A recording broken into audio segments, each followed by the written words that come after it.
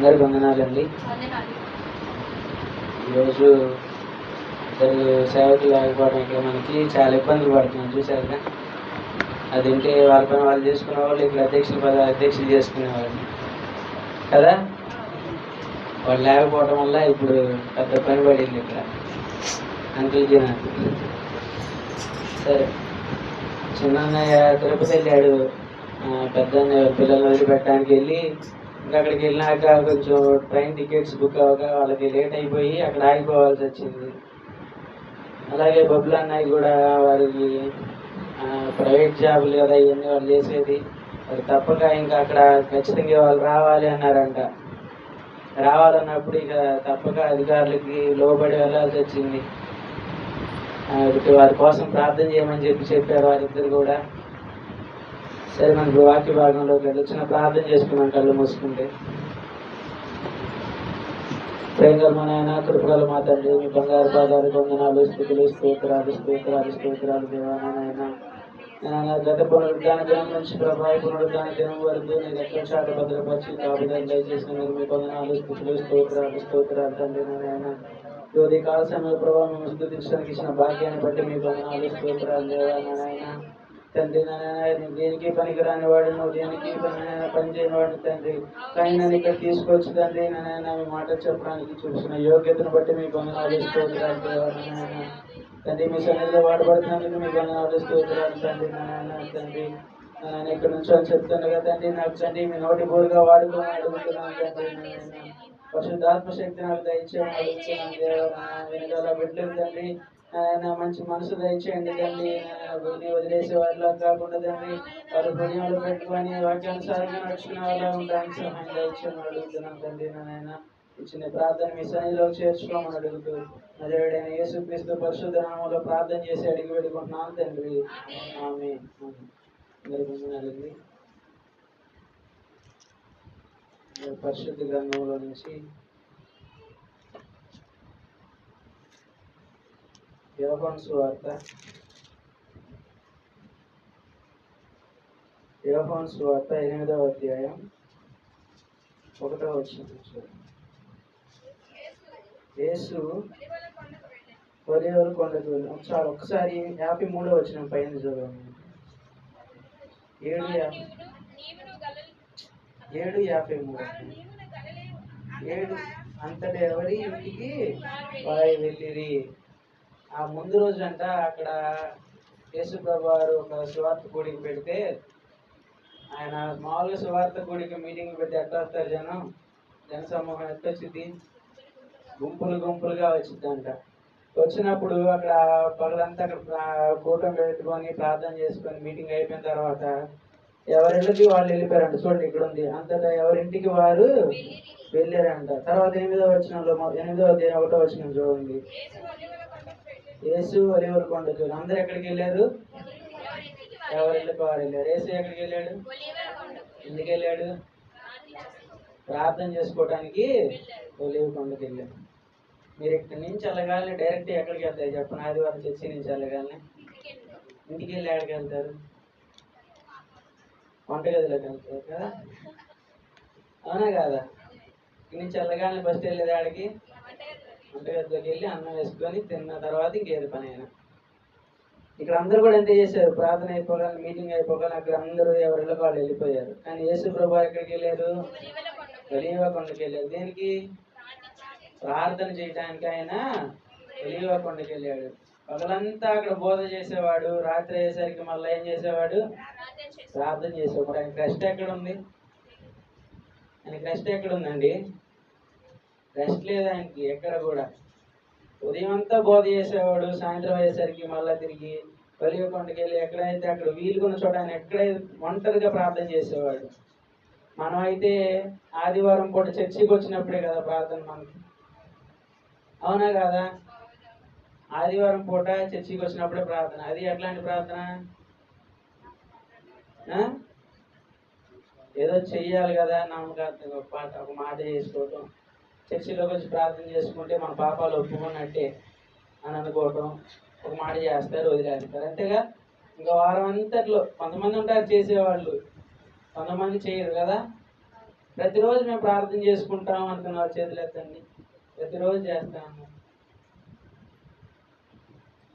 చాలా మంది కూడా చేయరు, ప్రార్థన చేయరు. ఎందుకంటే వారు ఏమనుకుంటారంటే మేము ఒకరోజు చేస్తే ఆ వారం అంతా చేసినట్టే అనుకుంటారు చాలా మంది. ఆదివారం ఒక్కరోజు చేస్తే ఆ భక్తి అంతా ఆ వారం అంతా ఉంటుంది అనుకుంటారు కదా. కానీ అక్కడ ఆయన ఏం చేశాడు? ప్రతిరోజు ఉదయం అంతా బోధ చేసేవాడు, రాత్రి అయ్యేసరికి ప్రార్థన చేసేవాడు వెళ్ళి. అట్లాంటి ప్రార్థన, మనం అసలు ప్రార్థన అనే దానికే మనం ముందుకు రాము. ప్రార్థన సంగతి పక్కన పెట్టండి, ప్రార్థన చేస్తున్నా కానీ కళ్ళు మూసుకోం. వాస్తవం కదా చెప్పండి? ప్రార్థన చేస్తున్నా కానీ కళ్ళు మూసుకోం. చాలా మంది చూస్తా ఉంటారు, ఎట్లా చూస్తారు కొంతమంది. ఎదురు నువ్వు ఎందుకు కళ్ళు మూసుకోలేదంటే నువ్వెందుకు మూసుకోవాలా మరి అని అడుగుతామండి, ఎదురు సమాధానం. అంతేగాని మన తప్పు మనం సరి చేసుకోం. మనం ఎట్లాంటి ప్రార్థన చేయాలంటే చూడండి, రోమీయులకు రాసిన పత్రిక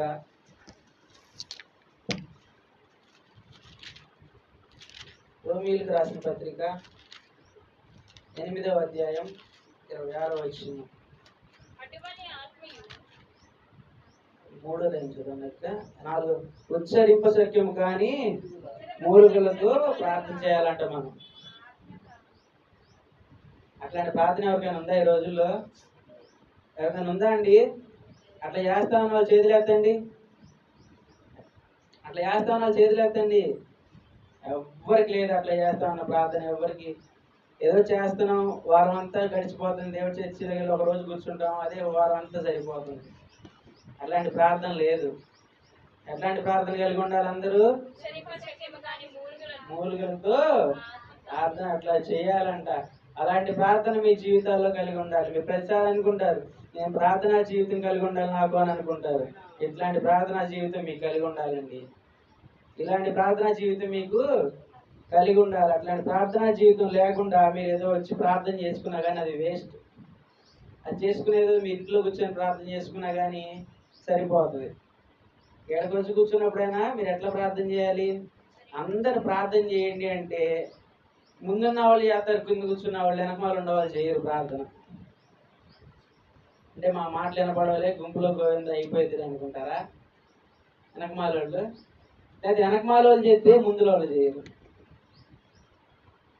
అందరూ ఏకీవించి ప్రార్థన చేయండి చెప్పి మొత్తుకుంటాడు ఒక పక్కన, ఎవ్వరు చేయరు కదా. అది మళ్ళీ ఒకప్పుడు చేసేవాళ్ళు, దాసుడు ఉన్నప్పుడు ప్రతి ఒక్కళ్ళు చేసేవాళ్ళు.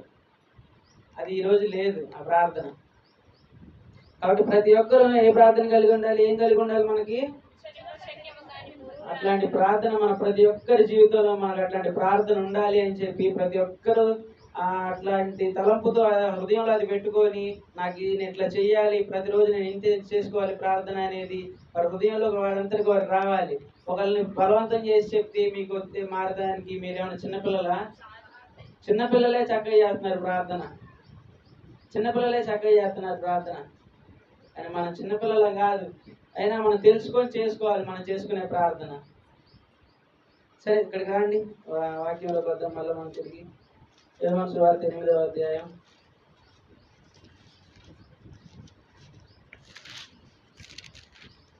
1 నుంచి చూడండి. యేసు ఒలీవల కొండకు వెళ్ళెను. తెల్లవారుగానే యేసు తిరిగి దేవాలయంలోనికి రాగా ప్రజలందరూ ఆయన వద్దకు వచ్చిరి కనుక ఆయన కూర్చుండి వారికి బోధించుండని. చూడండి, ఆయన పగలంతా బోధించేవాడు, రాత్రి అయ్యేసరికి ప్రార్థన చేసేవాడు. చూసారా ప్రార్థనకి ఎంత ప్రాముఖ్యత ఇచ్చాడా? ప్రార్థనకి ఎంత ప్రాముఖ్యత ఇచ్చాడు చూసారా? తన శిష్యులకి ఏం చెప్పాడు? ప్రార్థించడమే నేర్పించాడు, కానీ బోధ చేయడం నేర్పించాడా? బోధ చేయడం నేర్పించలేదు, ప్రార్థించడమే నేర్పించాడు. ఇట్లా ప్రార్థన చేయాలి, ఎట్లా జీవించాలి. చాలా మంది ఇళ్లలో భార్యాభర్తలు కలిసి ప్రార్థన చేయరు కదా. భార్యతో చేయడానికి భర్తకి నామూషి, భార్యతో చేయడానికి చిన్న చూపు. ప్రార్థన కలిసి చేయడానికి మనం చేయాల్సి అన్ని కలిసి, తినడానికి కలిసి తింటారు, బయటకు వెళ్ళాలన్నా కలిసి వెళ్తారు, ఏదైనా ఊర్లు వెళ్ళాలన్నా కలిసి వెళ్తారు, ఏదైనా ఫంక్షన్కి వెళ్ళాలన్నా కలిసి వెళ్తారు, సినిమాలకు వెళ్ళాలన్నా కలిసి వెళ్తారు. కానీ ప్రార్థన చేయడానికి మాత్రం చిన్న చూపు, అలసి ఒక్కళ్ళు వాళ్ళతో ఏం చేసి ఆయనతో ఏం చేసేది అనుకోవటం, ఆడితో ఏం చేసింది, ఆమెతో ఏం చేసిందని ఆయన అనుకోవటం కదా. కలిసి చేయరు ప్రార్థన. అట్లా చేయటం వల్ల నీ కుటుంబానికి నీకేమొచ్చింది? నీ పిల్లలకు నువ్వేం నేర్పిస్తున్నావు? నువ్వు చేయాల్సింది ఏంటంటే భార్య భర్త అయినటువంటి వారి చేతులు పట్టుకొని మోకరించి ప్రార్థన చేస్తే అది ఎంత గొప్ప ఆశీర్వాదం ఒకసారి ఆలోచించండి. ప్రార్థన గురించి ఎంత ప్రాముఖ్యత ఇస్తున్నారు, ప్రార్థనకి ఎంత ప్రాముఖ్యత ఇస్తున్నారు ఇక్కడ చూడండి. చేతులు పట్టుకొని భార్య భర్తలు చేతులు పట్టుకొని మోకరించి ప్రార్థన చేస్తే ఆ కుటుంబానికి, వారి బిడ్డలకి, వారు చేసే పనులకి, వారు చేసే వ్యాపారాలకి ఏటికైనా కానీ ఆశీర్వాదం, గొప్ప ఆశీర్వాదం అంట. అట్లాంటి ప్రార్థన చేయాలి. కానీ ప్రార్థన చేయడానికి నామూష పడకూడదు, చిన్న చూపు చూడకూడదు. ఎదుటి వాడితో ప్రార్థన చేయడానికి, ఎదుటివాడు చిన్నవాడైనా కానీ వాడితో కలిసి ప్రార్థన చేయాలి. పెద్దవాళ్ళైనా కానీ చిన్నపిల్లలు కలిసి ప్రార్థన చేయాలి. కానీ ప్రార్థనకి పెద్ద చిన్న అనేది ఏమైనా ఉంటుందా? ఏ ఉండదు.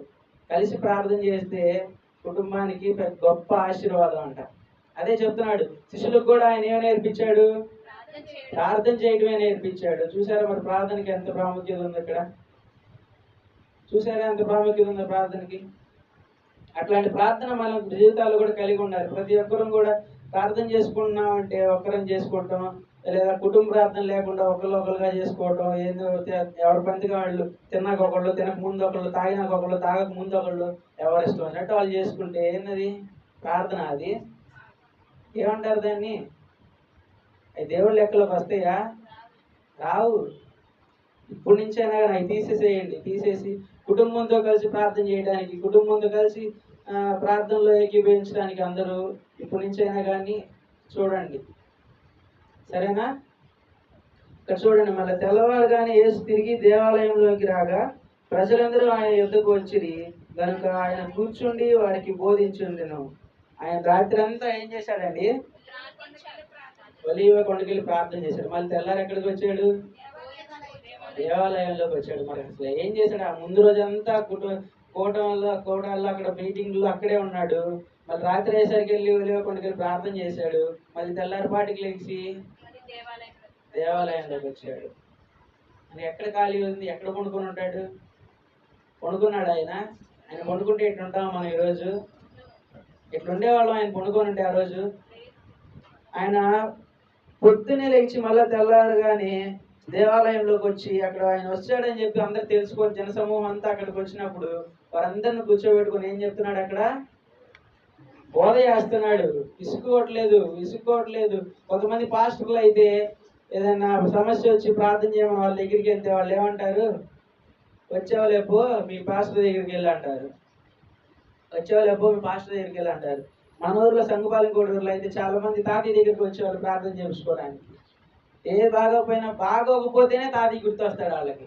ఇక వేరే దానికి దేనికి గుర్తుకు రాడు. వాళ్ళకి ఏదైనా సమస్య వచ్చినా, ఏదైనా అనారోగ్యం వచ్చినా వాటికే తాతయ్య గుర్తొస్తాడు. సరే, వచ్చినప్పుడు తాతయ్య ఏమన్నాడంటే, అమ్మా నేను ప్రార్థన చేస్తా, చేయను అనట్లేదు. కానీ ముందెళ్ళి మీ సంఘ కాపరిని, మీ సంఘస్థుల్ని అడిగిరండి, వచ్చిన తర్వాత నేను మీకు ప్రార్థన చేస్తా, తప్పకుండా చేస్తా అని అంటాడు. వాళ్ళు ఏమంటారు తెలుసా? మళ్ళీ తిరిగి వాళ్ళ దగ్గరికి వెళ్తారు. అక్కడికి వెళ్తే నువ్వు ఆయన దగ్గరికి వెళ్ళావు, జీరావు గారి దగ్గరికి ఆయన చేత ప్రార్థన చేయించుకోవచ్చు అనేవాళ్ళు.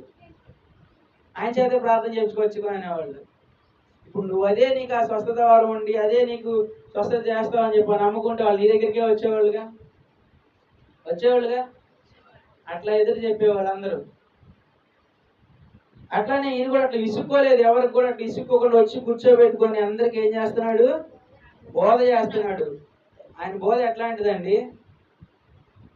ఇంత పవిత్రమైన బోధ అది. ఆయన బోధ అట్లాంటి. మనకి ఎట్లా ఉంటుందండి ఇక్కడ బోధ? సార్ చెప్పండి, ఎట్లా ఉంటుంది? జోలపాట కదా. ఇక్కడ నుంచి బోధ చెప్తుంటే అక్కడ జోలపాట కదా. మనకి జోలపాట కాదా? ఆయన బోధ చేస్తుంటే అందరూ చక్కగా కూర్చొని వింటున్నారంట.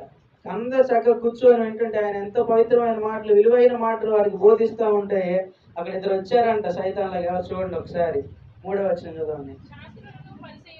శాస్త్రులను పరిసయ్యులను వ్యభిచారమందు పట్టబడిన ఒక స్త్రీని తోడుకొని వచ్చి ఆమెను మధ్య నిలవబెట్టి, బోధకుడా,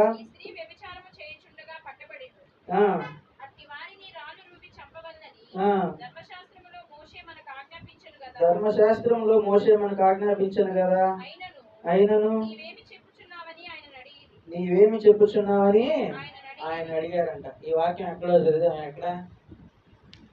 ఎప్పుడో చదివాం, చాలా గుర్తుంది. మన గురువారం చెప్పుకున్న తర్వాత నేను చూస్తుంటే నాకు ఇది గుర్తొచ్చింది. దీని గురించి ఇంకా చూద్దాం అనుకుంటే ఇవన్నీ దొరికినాయి నాకు. అయితే ఇక్కడ చూడండి, ఆయన అక్కడ బోధ చేస్తా ఉంటే ఇద్దరు వచ్చారంట. ఎవరు? శాస్త్రులను పరిచయులను. ఎవరిని తీసుకొచ్చారు?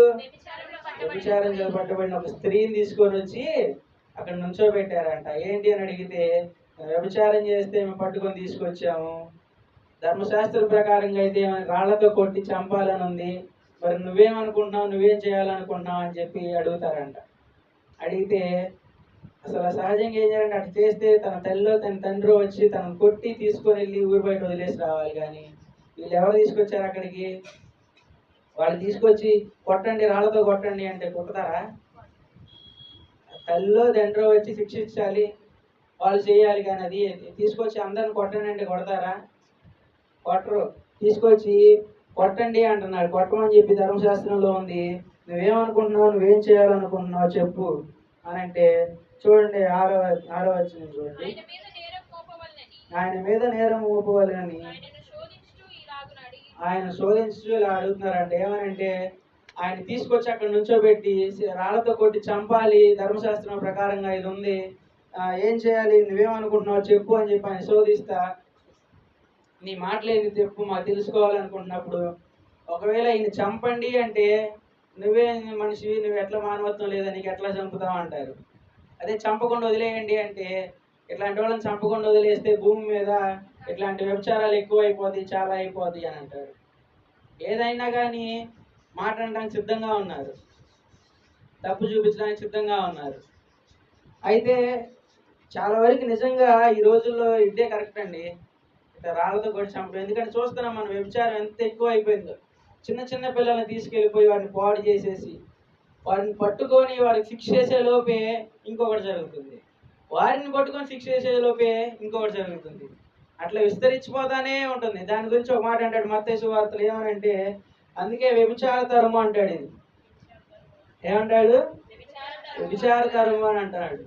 అట్లా అనేక రకమైన వాటి మనం చూస్తూనే ఉంటున్నాం. అనేక రకమైన, ఒకటి పోతే ఒకటి, ఒకటి పోతే ఒకటి, ఒకటి పోతే ఒకటి చూస్తూనే ఉంటున్నాం. టీవీ న్యూస్ పెడితే అయ్యి, పేపర్ చూస్తే అయ్యి, ఫోన్లో న్యూస్లు చూస్తే అయ్యి, ఎక్కడ చూసినా అయ్యి కదా. అయితే చూడండి, ఆయన మీద నేరం మోపవాలని ఆయనను శోధించు ఇలాగ అడిగారంట. నువ్వేం చెప్పాలనుకున్నావో చెప్పు అని చెప్పి అడిగి, ఏంది చంపమన్నా ఈయన మీదే నింద మోపుతారు, చంపొద్దన్నా ఆయన మీదే నింద మోపుతారు. అయితే యేసు ప్రభు వారు ఏమన్నారో తెలుసా? చూడండి 7వ వచనం. వారు ఆయనను పట్టు వదలక అడుగుచుండెను. ఆయన తల ఎత్తి చూచి, మీలో పాపము లేనివాడు మొట్టమొదట ఆమె మీద రాయి వేయవచ్చునని వారితో చెప్పి మరలా వంగి నేల మీద రాయి చూడండి. వారందరూ ఆయన్ని శోధిస్తున్నారు, అక్కడ పట్టు వదలట్లేదు, ఇసుకిస్తానే ఉన్నారు. ఏం చేయమంటావు చెప్పు, ఏం చేయాలి చెప్పు అన్నప్పుడు ఆయన ఏమన్నాడు తెలుసా? ఏమన్నాడు? మీలో ఎవడైనా పాపం చేయనోడు ఉంటే ముందు ఆమె రాయి తీసుకొని కొట్టండి అన్నాడు. ఇక్కడ ఎవరినైనా పాపం చేసిన వాడిని ఇక్కడ తీసుకొచ్చి నుంచోబెట్టి, మీరు ఎవ్వరు పాపం చేయలేదో ఆమెను కొట్టండి అంటే కొడతారా? కొట్టేవాళ్ళు ఎంతమంది ఉన్నారు ఇక్కడ? చేతులు ఎత్తండి, చేతులు ఎత్తండి. ఎవ్వరు లేరు. పాపం చేయని వాళ్ళని కొట్టండి అంటే కొట్టడానికి ఎవ్వరు ముందుకు రారు కదా. అట్లాగే యేసు ప్రభు వారు కూడా అదే చెప్తున్నాడు. మీలో ఎవరైనా పాపం చేయని వారు ఉంటే, మీకు పాపం తెలియని వాళ్ళు ఎవరైనా ఉంటే వచ్చి కొట్టండి అన్నాడంట. నిజంగా చాలా మంది శరీరాన్ని పాడు చేసుకున్నారు ఈ పాపాలు చేసి వీటి వల్ల. ఎందుకంటే శరీరం అనేది ఎవరిచ్చింది? చూడండి 1 కొరింథీయులకు రాసిన పత్రికలో ఉంటది.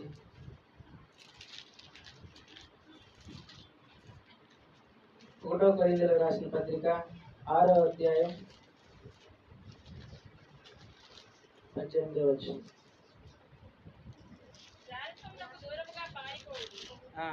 మనుషుడు చేయు ప్రతి పాపమును దేహమునకు వెలుపల ఉన్నది గాని జారత్వము చేయవాడు తన సొంత శరీరమునకు హానికరముగా పాపము చేయుచున్నాడు. చాలా కృష్ణ. చూడండి ఏమన్నాడు, జారత్వముకు దూరముగా పారిపోడి మనుషుడు చేయి ప్రతి పాపము దేహమునకు వెలుపల ఉన్నది కానీ జారత్వం చేయువాడు సొంత శరీరమునకు హానికరముగా పాపం చేస్తున్నాడంట. ఈ శరీరాన్ని ఇచ్చింది దేనికి? దేనికండి? ఏం చేస్తున్నారు? శరీరాన్ని హానికి వాడుతున్నారు, పాపానికి వాడుతున్నారు, అనేక రకమైన పాడు వాటికి వాడుతున్నారు. కానీ శరీరాన్ని నువ్వు దేవుడికి అర్పిస్తున్నావా? దేవుడికి స్తుతిస్తున్నావా? నీ శరీరం నీది కాదు, ఎవరిది? చూడండి ఇక్కడ ఉంటుంది, మీ దేహము దేవుని వలన మీకు అనుగ్రహింపబడి మీ దేహము దేవుని వలన మీకు అనుగ్రహింపబడి మీలోనున్న పరిశుద్ధాత్మకు ఆలయమై ఉన్నదని మీరు ఎరుగరా? మీలోనున్న పరిశుద్ధాత్మకు ఆలయమై ఉన్నదని మీరు ఎరుగురా? మీ దేహం ఎవరిదంట? దేవుడిది, మీ సొంతది కాదు. మీ ఇష్టం వచ్చినట్టుగా మీరు చేసుకోవడానికి, మీ ఇష్టం వచ్చిన పనులు మీరు చేసుకోవడానికి, మీకు ఇష్టం వచ్చినట్టుగా మీరు జీవించడానికి, మీ శరీరాన్ని మీ ఇష్టం వచ్చినట్టుగా మీరు అమ్ముకోవడానికి అది మీ సొంత శరీరం కాదు. ఎవరి శరీరం అది? దేవుడి శరీరం. దేవుడి ఇచ్చిన శరీరం దేనికి వాడాలి? చూడండి 20వ వచనంలో ఉంటది, విలువ పెట్టి కొనబడిన వారు కనుక మీ దేహముతో దేవుని మహిమపరచాలి. కానీ మీ శరీరాన్ని అనవసరంగా పాడు చేసుకోవటం, మీ శరీరాన్ని అనవసరంగా అమ్ముకోవటం, మీ శరీరాన్ని అనవసరం హానికరమైన వాటికి వాడుకోవటం చాలా మంది అదే చేస్తున్నారు ఈ రోజుల్లో. దేవుడికి మాత్రం దేవుడిని ఏం చేయాలి? ఇక్కడ ఏమన్నాడు? నేను ఇచ్చిన శరీరాన్ని ఏం చేయాలన్నాడు? దేహముతో దేవుణ్ణి మహిమపరచాలంట. దేవుణ్ణి మహిమపరచాలి కానీ మన ఇష్టం వచ్చినట్టుగా మన శరీరాన్ని వాడుకోకూడదు. అదే ఇక్కడ ఆ స్త్రీ అట్లా చేసింది. అక్కడ చేసి తర్వాత అక్కడికి వచ్చిన తర్వాత వారందరూ అట్లా అంటుంటే యేసు ప్రభు వారు ఏమన్నారు? యేసు ప్రభు వారు, మీలో ఎవడు పాపం చేయలేదు వాడు మొదట రాయి వేయండి అంటే, ఎవడైనా ముందుకు వచ్చి వేస్తాడా రాయి? ఎవడైనా వేస్తాడండి ముందుకు వచ్చి రాయి? ఎవ్వరు వేయరు, ఎవ్వరు ముందుకు వచ్చి రాయి వేయరు కదా. ఒక ఎగ్జాంపుల్ చెప్తాను చూడండి. ఎదుటివారిని అనేటప్పుడు కూడా ఇప్పుడు ఆ శాస్త్రులు పరిచయాలు వాళ్ళు ఏం చేశారంటే తనకు తీసుకొచ్చి అక్కడ నుంచోబెట్టి పాపం చేసింది రాళ్ళబెట్టి కొట్టాలి అన్నప్పుడు వారు ఏం చేయని వాళ్ళు అయితే వాళ్ళు కొట్టొచ్చు కదా. కొట్టలేదు. ఎందుకు? వారు కూడా పాపం చేసి ఉన్నారు కాబట్టి ఆ స్త్రీ మీద రాయడానికి వారు ముందుకు రాలేదు. ఒకటి చెప్తాను, తల్లిదండ్రులు ఈ రోజుల్లో పిల్లల్ని ఏదైనా తప్పు చేస్తే, ఏదన్నా తెలియక ఏదైనా చేస్తే ఏం చేస్తారు? తల్లిదండ్రులు పిల్లల్ని కొడతారు, తిడతారు కదా. కోపంతో కొడతారు, తిడతారు. కొట్టొద్దు అనట్లేదు, కొట్టాలి. ఎందుకంటే బైబిల్లోనే ఉంది, బెత్తం వాడమని ఉంది. కానీ అట్లా కాకుండా ప్రతి దానికి చిన్న దానికి సీరియస్ అయ్యి కొడతారు కదా. ఇప్పుడు తల్లిదండ్రులు అయినటువంటి వారు కూడా ఆ పిల్లల ఏజ్ నుంచే వచ్చారుగా, ఆ పిల్లల స్టేజ్ నుంచే వచ్చారుగా, అవునా? ఆ పాపం ఆ తప్పు వాళ్ళు చేసి ఉండరా? మరి చేసి ఉంటే ఇప్పుడు ఇక్కడికి వచ్చిన పిల్లల్ని ఎందుకు తిడుతున్నారు, ఎందుకు కొడుతున్నారు? చెప్పండి. పిల్లల్ని మీరు ఆ స్టేజ్ నుంచి వచ్చారు కదా, తల్లిదండ్రులు అయినటువంటి వారు కూడా ఇక్కడికి వచ్చాక పిల్లల్ని ఎందుకు కొడుతున్నారు? చెప్పాలి. ఏమనంటే మేము అట్లా చెయ్యొద్దు అని చెప్పి రిక్వెస్ట్గా చెప్పాలి. ఎట్లా చెప్పాలి? రిక్వెస్ట్ చేసి చెప్పాలి వాళ్ళకి, మేము అట్లా చేసాము, మేము ఇట్లా అయిపోయాము. ఆర్డర్ వేయటం కాదు, పిల్లలకి చెయ్యాల్సిందే, తినాల్సిందే, ఉండాల్సిందే. ఆకుకూరలు తెచ్చి పెడతారు, వంకాయలు తెచ్చి పెడతారు. మీరు తిన్నారండి ఆ రోజుల్లో? తిన్నారా? అది తెచ్చి పెడతారు. అట్లా వేయకుండా పిల్లలకి ఏం చెప్పాలంటే, చెప్పాల్సిన తల్లిదండ్రులు అయినటువంటి వారు మేము అట్లా చేసి మోసపోయాం, మేము అట్లా చేసి ఇట్లా అయిపోయింది మా బతుకు చూడండి అని చెప్పి ఆ పిల్లలకి సర్ది చెప్పుకునేలాగా ఉండాలి. కానీ ఇష్టం వచ్చినట్టుగా వారిని కొట్టటాలు తినటాలు చేయకూడదు. ఎదుటి వారిని అనేటప్పుడు మన తప్పులు ఎట్లా ఉన్నాయో, మనం ఇచ్చినప్పుడు మనం కూడా అదే నుంచి వచ్చాం, మనం చేసిన తప్పులు ఉంటాయి కదా అవి అని చెప్పి ఒకసారి ఆలోచించుకోవాలి. అందుకే అంటాడు, మీరు ఇట్లా ఏళ్ళు పెట్టి ఒకరిని చూపించేటప్పుడు 3 వేలు మీ ఎటువైపు చూపిస్తున్నాయి? మన వైపు చూపిస్తున్నాయి. 5 వేలు ఎవరి వైపు చూపిస్తుంది? దేవుడు చూస్తున్నాడు. నువ్వు చూపించే తప్పులు, నీ తప్పులన్నీ పైనుంచి దేవుడు చూస్తున్నాడు అని చెప్పి చూపిస్తాం. అందుకే ఎదుటివారిని అనేటప్పుడు మనం కూడా ఒకసారి మనం చూసుకోవాలి కదా. ఎదుటివారిని అంటున్నామంటే మనం కూడా ఒకసారి చూసుకోవాలి. మన తప్పు లేకపోతే నువ్వు ఎదుటివాడిని ఎన్నైనా అనొచ్చు, గద్దించవచ్చు, ఏదైనా చేయొచ్చు. ఆ పాపం మనం చేసి, ఆ తప్పు మనం చేసి మళ్ళీ ఎదుటివాడిని మళ్ళీ తిరిగంటే ఇది కరెక్టేనా? కరెక్ట్ కాదు. అట్లానే ఇక్కడ కూడా ఆ శాస్త్రుల పరిచయాలు అంతే చేశారు. మరి ఏ పాపం చేయకపోతే ఆ స్త్రీని అక్కడ రాళ్ళు పెట్టి కొట్టొచ్చు, కానీ కొట్టలేదు. ఏం చేశారు అక్కడి నుంచి?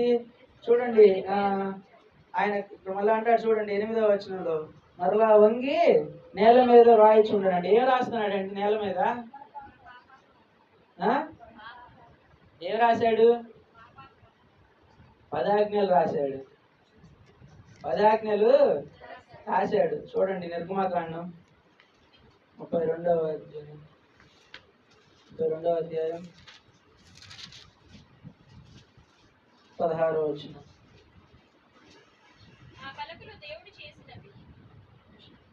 చదవండి అక్క. ఆ పలకలు దేవుడు చేసినవి, ఆ పలకల మీద చెక్కబడిన రాత దేవుని చేరాత. చాలా మంది ఏమనుకుంటారంటే నిర్గమకాండం, లేవికాండం, సంఖ్యాకాండం ఇవన్నీ ఎవరు రాశారు అనుకుంటారు? మోషే రాశాడు అనుకుంటారు. కానీ ఎవరు చెప్తే మోషే రాశాడు? దేవుడు చెప్తే మోషే రాశాడు. కానీ ఇక్కడ ఈ మాటలు స్వయంగా దేవుడు రాశాడంట. స్వయంగా దేవుడు రాశాడు.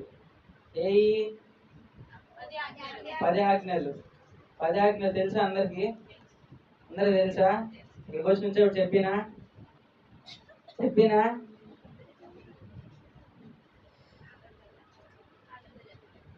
ఆర్డర్లోనా చెప్పలేదా? సరే, ఈ దేవుడు రాసిన రాతలు అంటాయి చూడండి. ఆ పలుకులు దేవుడు చేసినవి, ఆ పలుకల మీద చెక్కబడిన వ్రాత దేవుని చేరాత అంట. దేవుడు రాశాడు 10 ఆజ్ఞలు. అందరూ అనుకుంటారు ఇవన్నీ ఎవరు రాశారు? మోసే రాశాడు అనుకుంటారు. దేవుడు చెప్తే మోసే రాశాడు. కానీ ఈ మాటలు సొంతంగా ఎవరు రాశారు? దేవుడు రాశాడు. అయినప్పటికీ దేవుడు అట్లా రాసిన వాటిలో ఆ స్త్రీ ఒకటి తప్పింది. ఏం తప్పింది? ఆజ్ఞలు తప్పింది. ఏం ఆజ్ఞ అది చెప్పండి? వ్యభిచరింపకూడదన్న ఆజ్ఞ ఆ స్త్రీ తప్పింది. అయినప్పటికీ అక్కడ తీసుకొచ్చి అంటున్నప్పుడు చూడండి, అక్కడ యేసుప్రభు తర్వాత ఏమన్నారంటే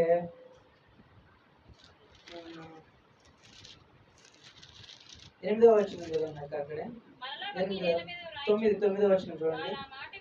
వారు ఆ మాట విని పెద్దవారు మొదలుకొని చిన్నవారు వరకు ఒకని వెంట ఒకడు బయటికి వెళ్ళాడంటే ఎందుకండి? కొట్టమన్నాడు. మీ పాపం ఏం లేకపోతే, మీరు తప్పులేం చేయకపోతే, మీకు అసలు పాపమే తెలియకపోతే మీరు ఆమెను కొట్టండి అంటే ఎవరైనా కొట్టారా? ఎవ్వరు కొట్టలేదు. కొట్టకపోగా ఏం చేశారు? అక్కడి నుంచి వెళ్ళిపోయారు. చూడండి, విని అన్నదాని కింద 1 అనేసి కింద ఉంది చూడండి. చూసారా? మనస్సాక్షి చేత గద్దింపబడిన వారే అంట. వారందరూ తెలుసుకున్నారు, ఆ ఉదయానికి తెలుసుకున్నారు. మేము తప్పు చేసాము, అక్కడ మేము కొట్టకూడదు అని చెప్పాడు కాబట్టి అని చెప్పి వెళ్ళిపోయారు వాళ్ళు అక్కడి నుంచి. వాళ్ళు దేవుణ్ణి పరీక్షిద్దామని వచ్చారు. ఏది చేసినా ఆయన మీద నింద మోపాలని చెప్పి వచ్చారు. ఆయన మీద నింద మోపాలి. చంపమన్నా నువ్వు చంపావని చెప్పి నింద మోపుతారు, చంపొద్దన్నా నువ్వు చంపొద్దన్నా నింద మోపుతారు. కానీ దేవుడు ఏం చేశాడు? మన వారం మనం చెప్పుకున్నాం, గురువారం. దేంతో చెప్పాడు సమాధానం? ఆయన జ్ఞానంతో సమాధానం చెప్పాడు. ఏమని? ఇలా తప్పు చేయని వాడు ఎవరైనా ఉంటేనే కొట్టండి, లేకపోతే ఇక్కడి నుంచి వెళ్ళిపోండి అంటే ఎవ్వడు కొట్టకుండా అక్కడి నుంచి వెళ్ళిపోయాడంట. ఎవరు కొట్టలేదు, కొట్టకుండా అక్కడి నుంచి వెళ్ళిపోయారంట. అది ఆజ్ఞల్ని అక్కడ తప్పింది ఆ స్త్రీ. ఆజ్ఞ ఒకటి తప్పినప్పటికీ యేసుప్రభు వారు ఏమన్నారంటే, మీలో కూడా ఎవరైనా పాపం చేయని వారు, ఇప్పుడు తప్పు చేసిన వాడు అందరిని చంపుకుంటుంది భూమి మీద ఎవరైనా మిగులుతారా? ఇంకొక ఛాన్స్ ఇస్తాడు దేవుడు. ఛాన్స్ ఇస్తానే ఉంటున్నాడు దేవుడు.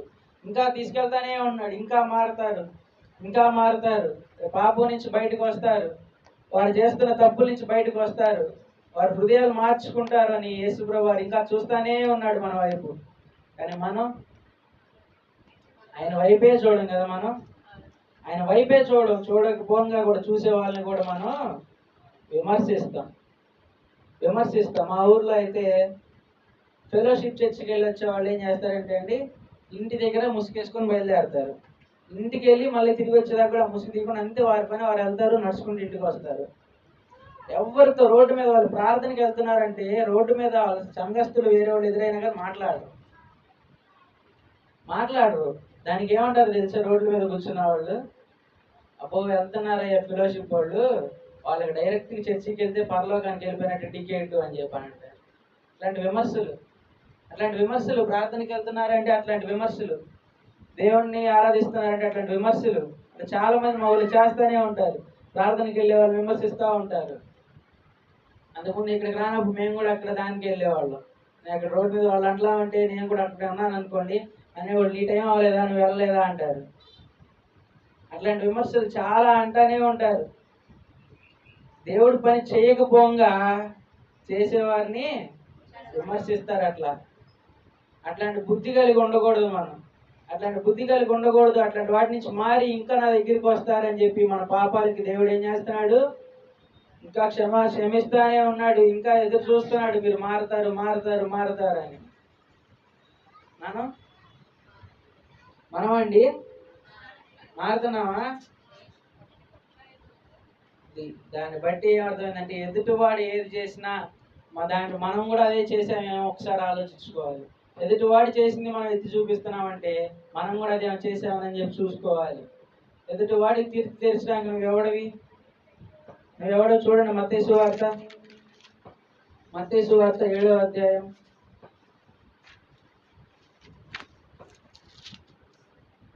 7వ అధ్యాయం 1 నుంచి. మీరు తీర్పు తీర్చకుడి, అప్పుడు మిమ్మల్ని గూర్చి తీర్చబడదు అంట. మీరెవరు తీర్పు తీర్చడానికి? నువ్వెవరో తీర్పు తీర్చడానికి అసలు? నువ్వు నేను ఎవరికి తీర్పు తీర్చడానికి అసలు? నువ్వు ఎదుటివాడు తప్పు చేశాడని చెప్పి నిలదీయడానికి నువ్వు నేను ఎవరివి? దేనికైనా సమర్థుడేనా మనం? ఎదుటివాడిని తప్పు చేశాడని చెప్పడానికి సమర్థుడేనా మనం? కాదు. మనం అలా చేసేటప్పుడు ఒక్కసారి ఆలోచించుకోవాలి. ఆ తప్పు నేను చేశానేమో, ఆ పాపం నేను కూడా చేసుకున్నానేమో, ఎదుటివాడిని అంటున్నాను. ఎదుటివాడు తీసుకున్నా కానీ ఎవరు తీసుకోరంట? పైన దేవుడు తీసుకోడు. ఎందుకంటే ఆయనకి తెలుసు మనం ఎట్లా చేస్తున్నాం, మనం ఎట్లా జీవిస్తున్నాం, ఎట్లా ఉంటున్నాం అనేది ఆయన ప్రతి ఒక్కటే ఎరిగి ఉంటారు. అందుకే అంటాడు బైబిల్లో, మీ హృదయంలోకి రాకముందే మీ తలంపులన్నీ నాకు తెలుసు అంటాడు. మీ హృదయంలోకి రాకముందే మీ తలంపులన్నీ నాకు తెలుసు అంటాడు కదా. అట్లాగే మీరు ఏదన్నా అనుకున్నా కానీ, చేయాలనుకున్న ఎదుటివాడిని మోసం చేసినా కానీ ఎవరిని మోసం చేయలేరు? దేవుణ్ణి మోసం చేయలేరు. కానీ మనం మోసం చేస్తుందే దేవుణ్ణి. కదా. అట్లా మనం తీర్పు తీర్చడానికి మనం ఎవ్వడం ఏ పాటి వారమే కాదు, మనం అసలు సమర్థులమే కాదు. మీరు తీర్పు తీర్చవద్దు అని చెప్తున్నాడు. ఎవరు తీర్చాలని తీర్పు చూడండి. ఎబ్రీయులకు రాసిన పత్రిక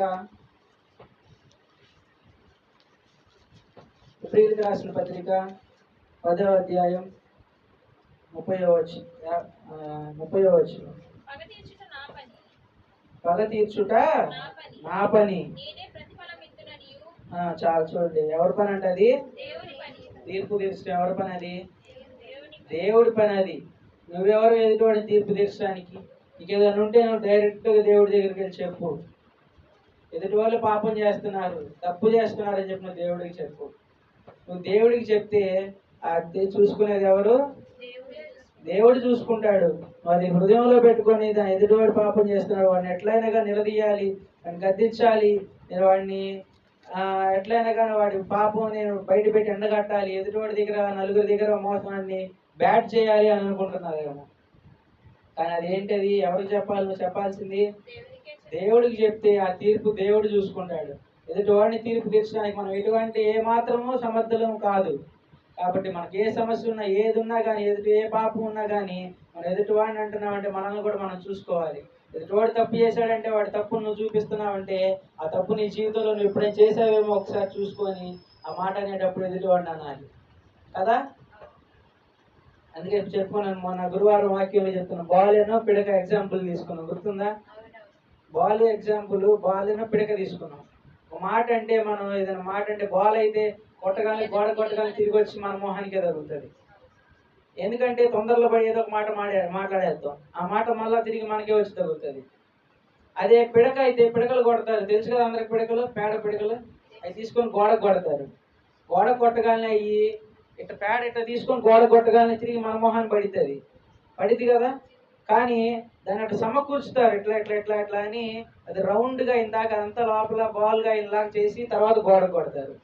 గోడ కొట్టినాక అది చెందదు, ఎందుకంటే దాన్ని సమకూర్చుతారు ఇట్లా చక్కగా అట్లా ఇట్లా ఇట్లా అని దాన్ని సమకూర్చి చక్కగా గోడ కొడతారు, అప్పుడు అది చెందదు. అట్లానే మనం మాట్లాడే మాట కూడా మనం సిద్ధపరచుకోవాలి, సమకూర్చుకోవాలి. ఎట్లా మాట్లాడుతున్నాం సిద్ధపరచుకొని మనసుతో మనం మాట్లాడేది ఎదుటి వాళ్ళతో మాట్లాడేటప్పుడు. అట్లా మాట్లాడితే అది తిరిగి నీ మొహానికి వచ్చి తగలదు, తిరిగి నీకు వచ్చి తగలదు. అది అర్థమైందా? కాబట్టి మనం చేసే మాటలు, మనం అనే మాటలు కూడా ఎదుటివారిని అనేటట్టుగా, ఎదుటివారిని విమర్శించేటప్పుడు మనం మన దాంట్లో కూడా మనం చేసిన వాటిలో కూడా మన విమర్శలు ఉన్నాయేమో అనేది ఒకసారి చూసుకొని ఎదుటివారిని అనాలన్నమాట. అర్థమైంది ఇక్కడ వాక్యం? సరే, ఈ వాక్యం ప్రకారంగా ప్రార్థన చేసుకున్నాం. దీన్ని బట్టి ఎట్లా జీవించాలి అర్థమైందా? మనం ఎవరికి తీర్పు తీర్చకూడదు. ఎవరు తీరుస్తారు మన తీర్పుల్ని? దేవుడే తీరుస్తాడు. కాబట్టి ఎట్లయినా కానీ మనం ఎదుటివారిని అనుకుని ఉండాలి. మన పాపాలు, మన శాపాలు, మన ఏమైనా కానీ దేవుడికి తెలుసు.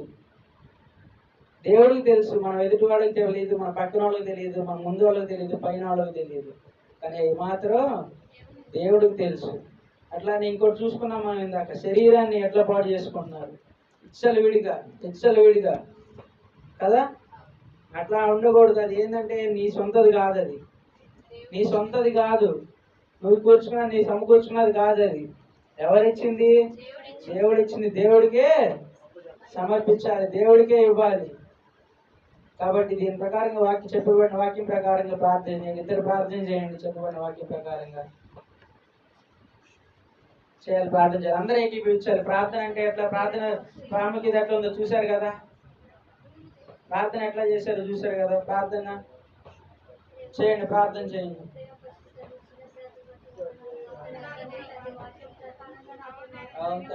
ఇప్పుడే వాక్యం ప్రార్థనకి ఎంత ప్రాముఖ్యత ఉన్నది అక్కడ, కానీ ప్రార్థన అనేసరికి మళ్ళీ నోరు మూసుకొని కూర్చుంటారు.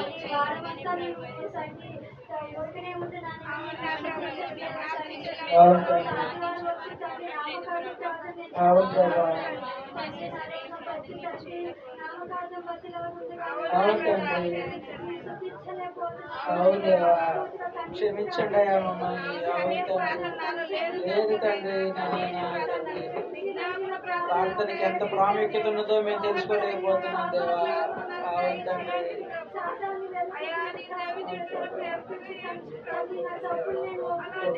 సమయం దయచేయండి దేవా. అవును తండ్రి,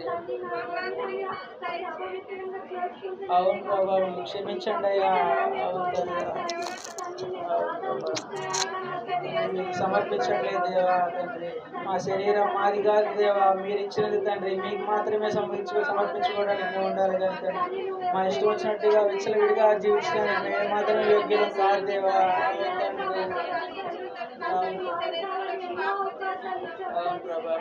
ప్రార్థన చేయాలి, ప్రార్థన చేసుకోవాలి, చెప్పబడిన వాక్యం ప్రకారం ప్రార్థన చేసుకోవాలి. విని వదిలేయటం కాదు, వాక్యానుసారంగా మీరు నడుచుకోవడానికి ప్రయత్నం చేయండి. ప్రతి ఒక్కరు చెప్పబడిన వాక్యం ప్రకారంగా ప్రార్థన చేయండి. చేయలేకపోతున్నా దేవా.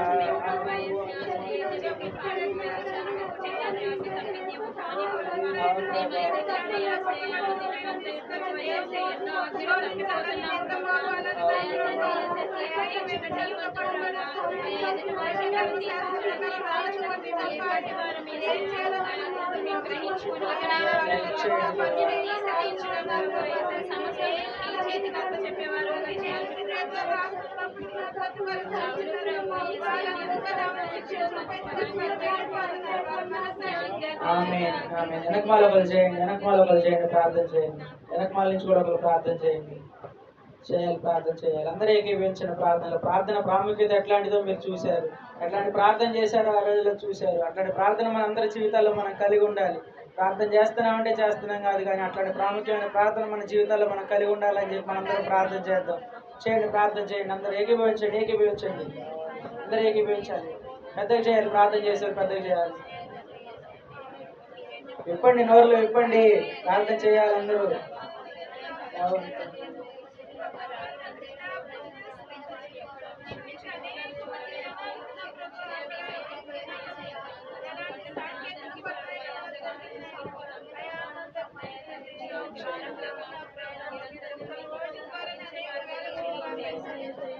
దేవాలైన అటువంటి వారిని ప్రభానైనా ఏ చంపమంటే ప్రభా నరహత్య చేయవద్దని నువ్వే చెప్పావు కదా అని నన్ను నింద వేయడానికి తీసుకుని వచ్చారు ప్రభానైనా అలా కాదు అని చెప్పినప్పుడు ప్రభానైనా తల్లి మీరైతే ఏ శిక్ష విధిస్తున్నారంటే మీలో ఎవరైనా తప్పు చేయని వాళ్ళు ఎవరైనా ఉంటే ఆ మీద రాయమన్నప్పుడు ఎవరు మనసాక్షి వాళ్ళు గర్జించి ప్రభా వెనక్కి వెళ్ళేటువంటి వారుగా ఉన్నారు ప్రభా నాయన అవును ప్రభా నాయన మేమాత్రము ప్రభా ఇతరుల మీద నిందించకుండా ఉండటానికి వీల్లేదు ప్రభా నాయన మేము తప్పుల ప్రభా మోపుంటే మమ్మల్ని క్షమించండి దేవా. మోపి తెలియక మోపుంటే మమ్మల్ని క్షమించండి ఏ పాటి వారు ప్రభా తండ్రి. తండ్రి మేము తీర్పు తీర్చేటువంటి వారం కాదు ప్రభా నాయన ఆ తీర్పు తీర్చే ప్రభా మేము తీర్పు తీర్చబడం కదా ప్రభా నాయన నీ చేతులకి అప్పగించుకుంటున్నాం కదా ప్రభా సమస్తము నీ చేతులకి అప్పగించుకుంటున్నాం ప్రభా నాయన మేము మా ప్రార్థన జీవితం ఏ విధంగా ఉండాలంటే ఉచ్చరింపు సత్యము కానిటువంటి మూలలతో ప్రభా నీ ఆత్మ ద్వారా ప్రభా మేము మాట్లాడేటువంటి ప్రార్థన కలిగి ఉండాలి ప్రభా ప్రార్థన జీవితాన్ని ప్రభా మేము కలిగి జీవించాలి తండ్రి అయినటువంటి ప్రార్థన జీవితం మాలో ప్రతి ఒక్కరికి దయచేయమని సహాయం దయచేయండి ప్రభా ఎవరికైనా ఏ విధమైనటువంటి ప్రభానైనా తండ్రి అభ్యంతరకరంగా మేము జీవించకుండా ప్రభానైనా మమ్మల్ని మేము సరిదిద్దుకునే వారంగా ఉండడానికి సహాయం దయచేయండి ప్రభా మా ప్రార్థన జీవితాలు మా కుటుంబాల్లో ప్రభా కుటుంబ ప్రార్థన జీవితాన్ని ప్రభా వ్యక్తిగత ప్రార్థన జీవితాన్ని ప్రభా మేమందరం కలిగి జీవించే వారంగా ఉండడానికి సహాయం దయచేయండి తండ్రి సంఘం అంతటి కొరకు ప్రభా ప్రార్థించే వారిగా ఉండడానికి సహాయం దయచేయండి ప్రార్థన ప్రాముఖ్యతను కలిగి జీవించడానికి సహాయం దయచేయండి ప్రభా మిమ్మల్ని మాత్రమే నాయన మిమ్మల్ని మాత్రమే మొరపెట్టుకున్నప్పుడు ప్రభా మీరు మాకు నాయన సహాయం దయచేసే దేవుడుగా ఉంటున్నారు ప్రభా నాయన నీ జ్ఞానంతో ప్రభా మమ్మల్ని నింపుతున్నావు ప్రభా ప్రార్థనలో మేము ఉన్నప్పుడు ప్రభా నీ జ్ఞానాన్ని మాకు అనుగ్రహించారు ప్రభా ఆ జ్ఞానంతో మేము వదులుకునే వారంగా ఉండడానికి మీ సహాయం దయచేయమని వేడుకుంటున్నాం తండ్రి మీ చేతులకి నాయన తండ్రి ఈ ఉదయకాల ప్రార్థనలు అప్పగించుకుంటూ నజరేయుడైన జీవం కలిగిన యేసుక్రీస్తు పరిశుద్ధ నామములో ప్రార్థించి అడిగి వేడుకుంటున్నాం తండ్రి మా నాయన కృపగల మా తండ్రి మీ బంగారు పాదాలు వందనాలు స్తుతులు స్తోత్రాలు తండ్రి నాయన చెప్పబడిన వాక్యం ప్రకారంగా తండ్రి నాయన మేము ఎట్లా నడుచుకోవాలో మేము ఎట్లా జీవించాలో అనేది మాకు తెలిపినందుకు మీ వందనాలు స్తోత్రాలు దేవా నాయన వాక్యానుసారంగా మేము జీవించడానికి మాకు సహాయం దయచేయండి తండ్రి మాకు తెలియకుండా తండ్రి మేము ఎప్పుడైనా పాపం చేస్తుంటే మేము తప్పు చేస్తుంటే ఎదుటి వాడిని మేము తీర్పు తీర్చుంటే మమ్మల్ని క్షమించండి దేవా నాయన ఆ తీర్పు తీర్చే అర్హత మాకు మాత్రం లేదు తండ్రి కేవలం అది నీకు మాత్రమే ఉన్నది తండ్రి ఎప్పుడైనా తీర్పు తీర్చుంటే మమ్మల్ని క్షమించండి దేవా నాయన మేము ఎప్పుడైనా విమర్శించుంటే మమ్మల్ని క్షమించండి దేవా మమ్మల్ని క్షమించండి తండ్రి నేను ఈ మధ్యాహ్న కాల సమయంలో తండ్రి చెప్పబడిన వాక్యం ప్రభా బిడ్డలు తండ్రి వదిలేసే వారిలా కాకుండా తండ్రి వారు హృదయంలో పెట్టుకొని నెవరేసుకునే వారిలాగా ఉండడానికి సహాయం దయచేయమని అడుగుతూ చిన్న మాటలు మీ సన్నిధిలోకి చేర్చుకోమని అడుగుతూ నజరేయుడైన యేసుక్రీస్తు పరిశుద్ధ నామములో ప్రార్థన చేసి అడిగి పెట్టుకుంటున్నాం తండ్రి ఆమేన్. అందరికి వందనాలండి.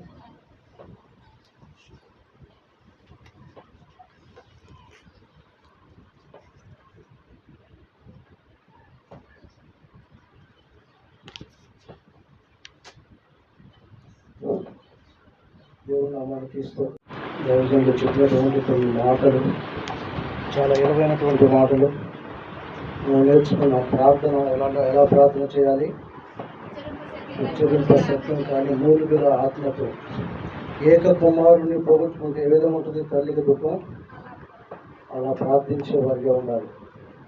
అలాంటి ప్రార్థన రావాలి. ప్రార్థన అంటే ఏదో చేయకుంటారు కానీ ఎంతో కన్నీరు కావాలి. కన్నీరు కార్చిన ప్రార్థన దేవుడి దృష్టికి అనుకూలంగా ఉంటుంది. మనం ఏదో చేస్తున్నామంటే చేసి వెళ్ళిపోతున్నాం కానీ కన్నీటి కార్చి మనం ఎంతో దైవజనులు మనం చూసాం. అలాంటి ప్రార్థన కలిగి జీవించాలి. తీర్పు అనేది మనం తీర్చే పని మనం కాదు, దేవుడు తీరుస్తాడు తీర్పు. నేను మంచోడు కాదని నువ్వు అంటావు కానీ నువ్వు మంచిదని కాదని మనం తీర్పు తీరకూడదు. ఏమో తీర్పు వరకు దేవుడు తీరుస్తాడు అంతే. ఆ సమయం వస్తుంది, ఆ టైం వస్తుంది. ఆ టైం వచ్చినప్పుడు దేవుడు తీర్చేవాడు ఉన్నాడు. కాబట్టి అలాంటి మంచి మాటలు మనం జాగ్రత్తగా విని వాక్యానుసారంగా జీవిస్తూ వాక్యానికి లోబడే వారిగా ఉండాలని కోరుకుంటున్నాను.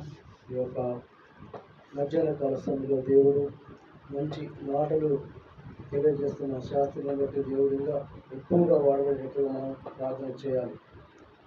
కలుషిత ప్రార్థన చేసుకొని కొన్ని మాటలు దేవుడు మనం తెలుసుకున్నాం.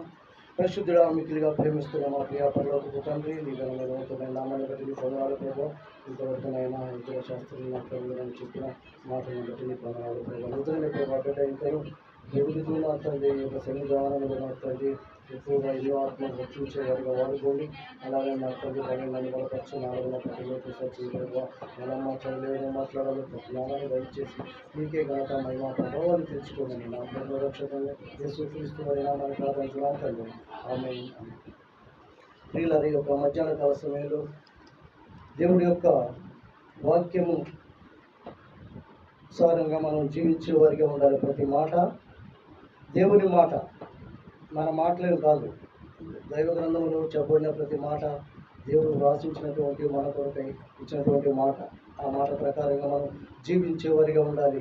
పిల్లలు ఈరోజు అంధత్వం గురించి మనం నేర్చుకున్నాం. ఈ యొక్క అంధత్వం అంటే ఏంది అందరికీ తెలుసా? గుడ్డితనం.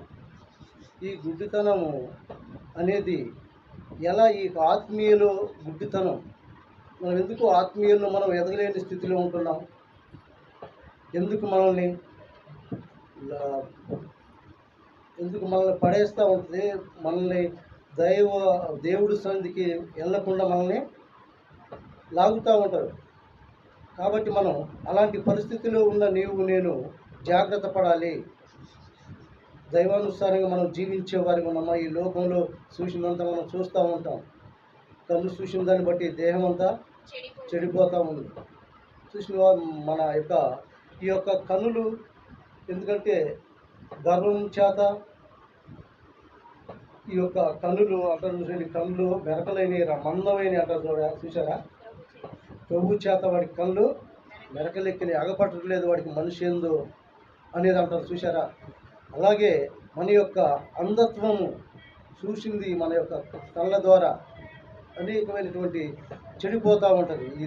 ఆ కళ్ళ ద్వారా వల్ల చూడటం వల్ల మనం దేన్ని ఆశిస్తున్నాము, దేన్ని ప్రేమిస్తున్నాము, దేవుడికి వ్యతిరేకంగా జీవిస్తున్నాము అనేది మనం ఆలోచించుకోవాలి. ఆలోచించుకొని నిజంగా ఈ అంధత్వం నుంచి మనం బయటికి రావాలి. దేవుడు ఇచ్చాడు చూడు, ఇప్పుడు చూపు ఇచ్చాడు. ఆ చూపు ఎందుకు మసకు వచ్చేసరికి మనం ఏం చేస్తాం? కళ్ళద్దం పెట్టుకుంటున్నాం. ఎందుకు? మంచిగా అగపడాలని. మరి దేవుడి దృష్టిలో కూడా మనం మంచిగా ఉండాలి. ఈ కన్నులు బట్టి నీ దేహం అంతయు వెలుగుమయమై ఉంటుంది. నీ కన్నులు బట్టి నీ యొక్క దేహం అంతా చెడిపోతూ ఉంది. కాబట్టి దాన్ని బట్టి మనం ఆలోచించుకుంటే ప్రియులారా, జీవగ్రంథంలో కొన్ని వాక్యాలు మనం చూద్దాం. చూడండి, మత్తయి సువార్త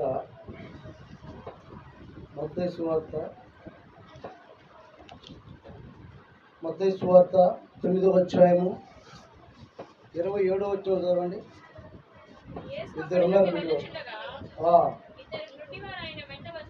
ఇద్దరు గుడ్డివారు ఆయన వెంట వచ్చి దావీదు కుమారుడా మమ్ముల్ని కనికరించుమని కేకలు వేసిరి. ఆయన యుద్ధకు వచ్చింది. యేసు, ఇది చేయగలని మీరు నమ్ముచున్నారా అని వారిని అడుగుగా, వారు నమ్ముచున్నామని ప్రభువు అని ఆయనను చెప్పిరి. కాబట్టి ఇద్దరు చూస్తున్నాం గుడ్డివారిని. వారికి గుడ్డితనమే, పుట్టుకలో గుడ్డితనమే.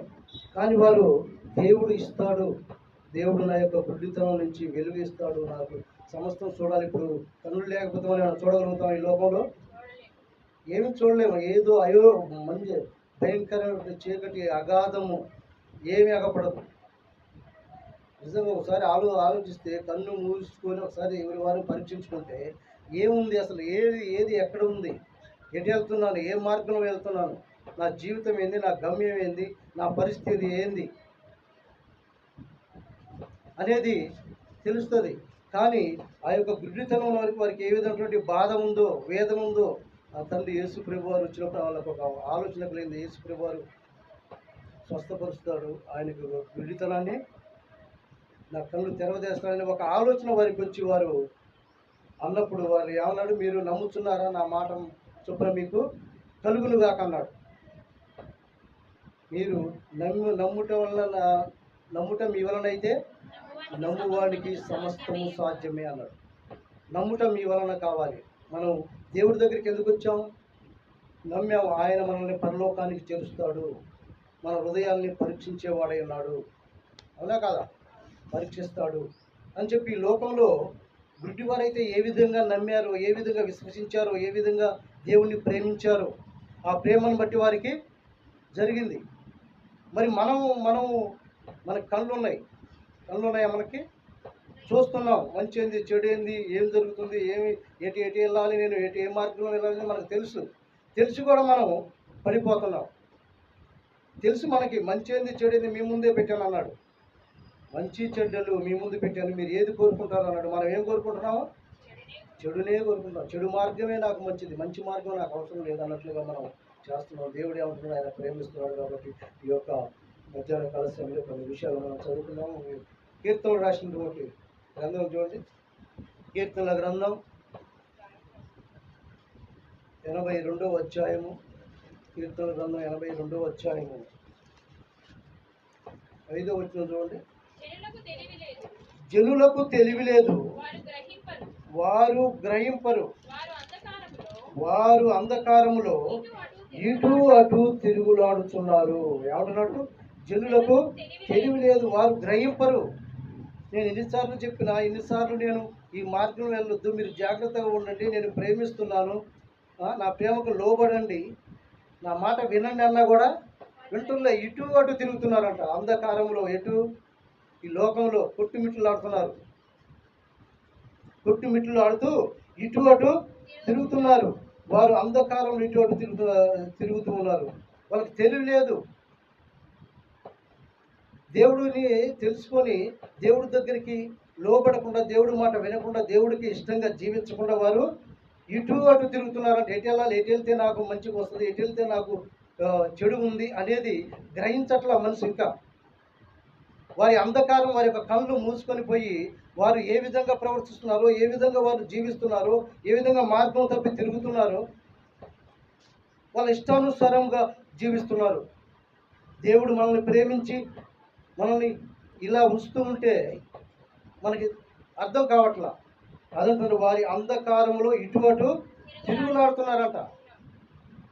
దేవుడు ఎంత ప్రేమించి ఈ స్థితిలో ఉంచితే, ఇలా మనల్ని ఉంచుతూ ఉంటే మనం అటు ఇటు ఎటు వెళ్దాము, ఎటు అయితే నాకు మంచి మార్గము, ఎటైతే చెడుగా నేను జీవిస్తున్నాను, ఈ లోకంలో పడిపోతూ ఉన్నాను, నా మంచి మార్గం ఏది అని ఆలోచించట్లా.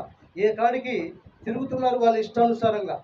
కానీ దేవుడు అంటున్నాడు, మీరు ఇష్టానుసారంగా తిరిగితే నేను చూస్తూ ఊరుకోను, నేను సరిగా సరిచేస్తాను మిమ్మల్ని. సరిచేసేవాడు ఆయన దగ్గరికి వస్తే, ఆయనకి లోబడితే, ఆయన మాట వింటే ఆయన సరిచేసేవాడే అన్నాడు. చూడండి మా యొక్క గ్రంథంలో మనం చూద్దాం. యెషయా గ్రంథంలో కూడా ఒక మాట ఉంటుంది చూడండి. యెషయా గ్రంథం 56వ అధ్యాయము 10వ వచనం చదవండి. వారి కాపరులు గుడ్డివారు, వారందరూ తెలివిలేని వారు, వారందరూ మూగ కుక్కలు మొరగలేరు. చాలు. ఏమంటున్నాడు? వారి కాపర్లు. ఏ కాపర్లు? కాపర్లు అనేవారు దేవుణ్ణి. ఇప్పుడు నేను హెచ్చరిస్తున్నాను. హెచ్చరించినప్పుడు నేను ఏం చేయాలంట? నేను సరి చేసుకోవాలి. నేను ఇందాక హెచ్చరిక చెప్పాడు, నాలో తప్పించుకొని నేను చెప్తే వింటారా? మీరు వినరు. నేను సరైన మార్గంలో నడుస్తూ, సరిగా జీవిస్తూ, సరైనటువంటి జీవితం జీవిస్తూ మిమ్మల్ని హెచ్చరించేవాడిగా ఉండాలి. అలా ఉండాలి. లేకపోతే కాపర్లు ఏం చేస్తున్నారంట? గుడ్డివారు, వారందరూ తెలియలేని వారు, వారందరూ మూగ కుక్కలు మొరగలేరు. ఎప్పుడు నన్ను హెచ్చరిస్తూ ఉండేవాడు దైవజనుడు. నేను ఇదే మాట, ఒక దైవజనుడు అనువారు ఎలా హెచ్చరించాలంటే దేవుడి మాటల చేత వాళ్ళని దేవుడికి ఊరికే చెబుతూ ఉండాలి. ఎప్పుడైనా కూర్చున్నామంటే దేవుడి మాటలే. మరి దేవుడి యొక్క కాపరిగా ఉండి దేవుడి యొక్క వాక్యాన్ని హెచ్చరించేవాడిగా ఉండాలి. ఊరికే నేను ఏదో ఆ మాట, ఈ లోకానుసారమైన మాటలు కాదు, కానీ దేవుడి మాటలు హెచ్చరించేవారిగా ఉండాలి. వాళ్ళని సరైన మార్గంలో నడిపించేవారిగా ఉండాలి దైవజనులను వారు. అందుకోసమే కాపర్ల గురించి తెలియజేస్తున్నాడు. వారి కాపర్లు గుడ్డివారు, వారందరూ తెలియలేని వారు, వారందరూ మూగ కుక్కలు మొరగలేరు. కలవరపరుచు పండుకుని వారు నిద్రాశక్తులు. ఏం చేస్తున్నారు? తినటము.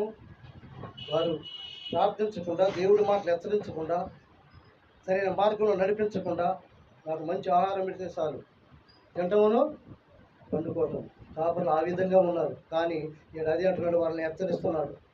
మీరు అంధత్వంలో వారిని తీసుకెళ్తున్నారు. మీ అంధత్వం జాగ్రత్తగా మీరు కాపాడుకోవాలి అని కాపర్లను హెచ్చరిస్తున్నాడు. ఇక్కడ కాపర్లను హెచ్చరిస్తూ ఇంకా ఏమంటున్నాడు? 59 కూడా చూడండి. అందులోనే 59వ అధ్యాయము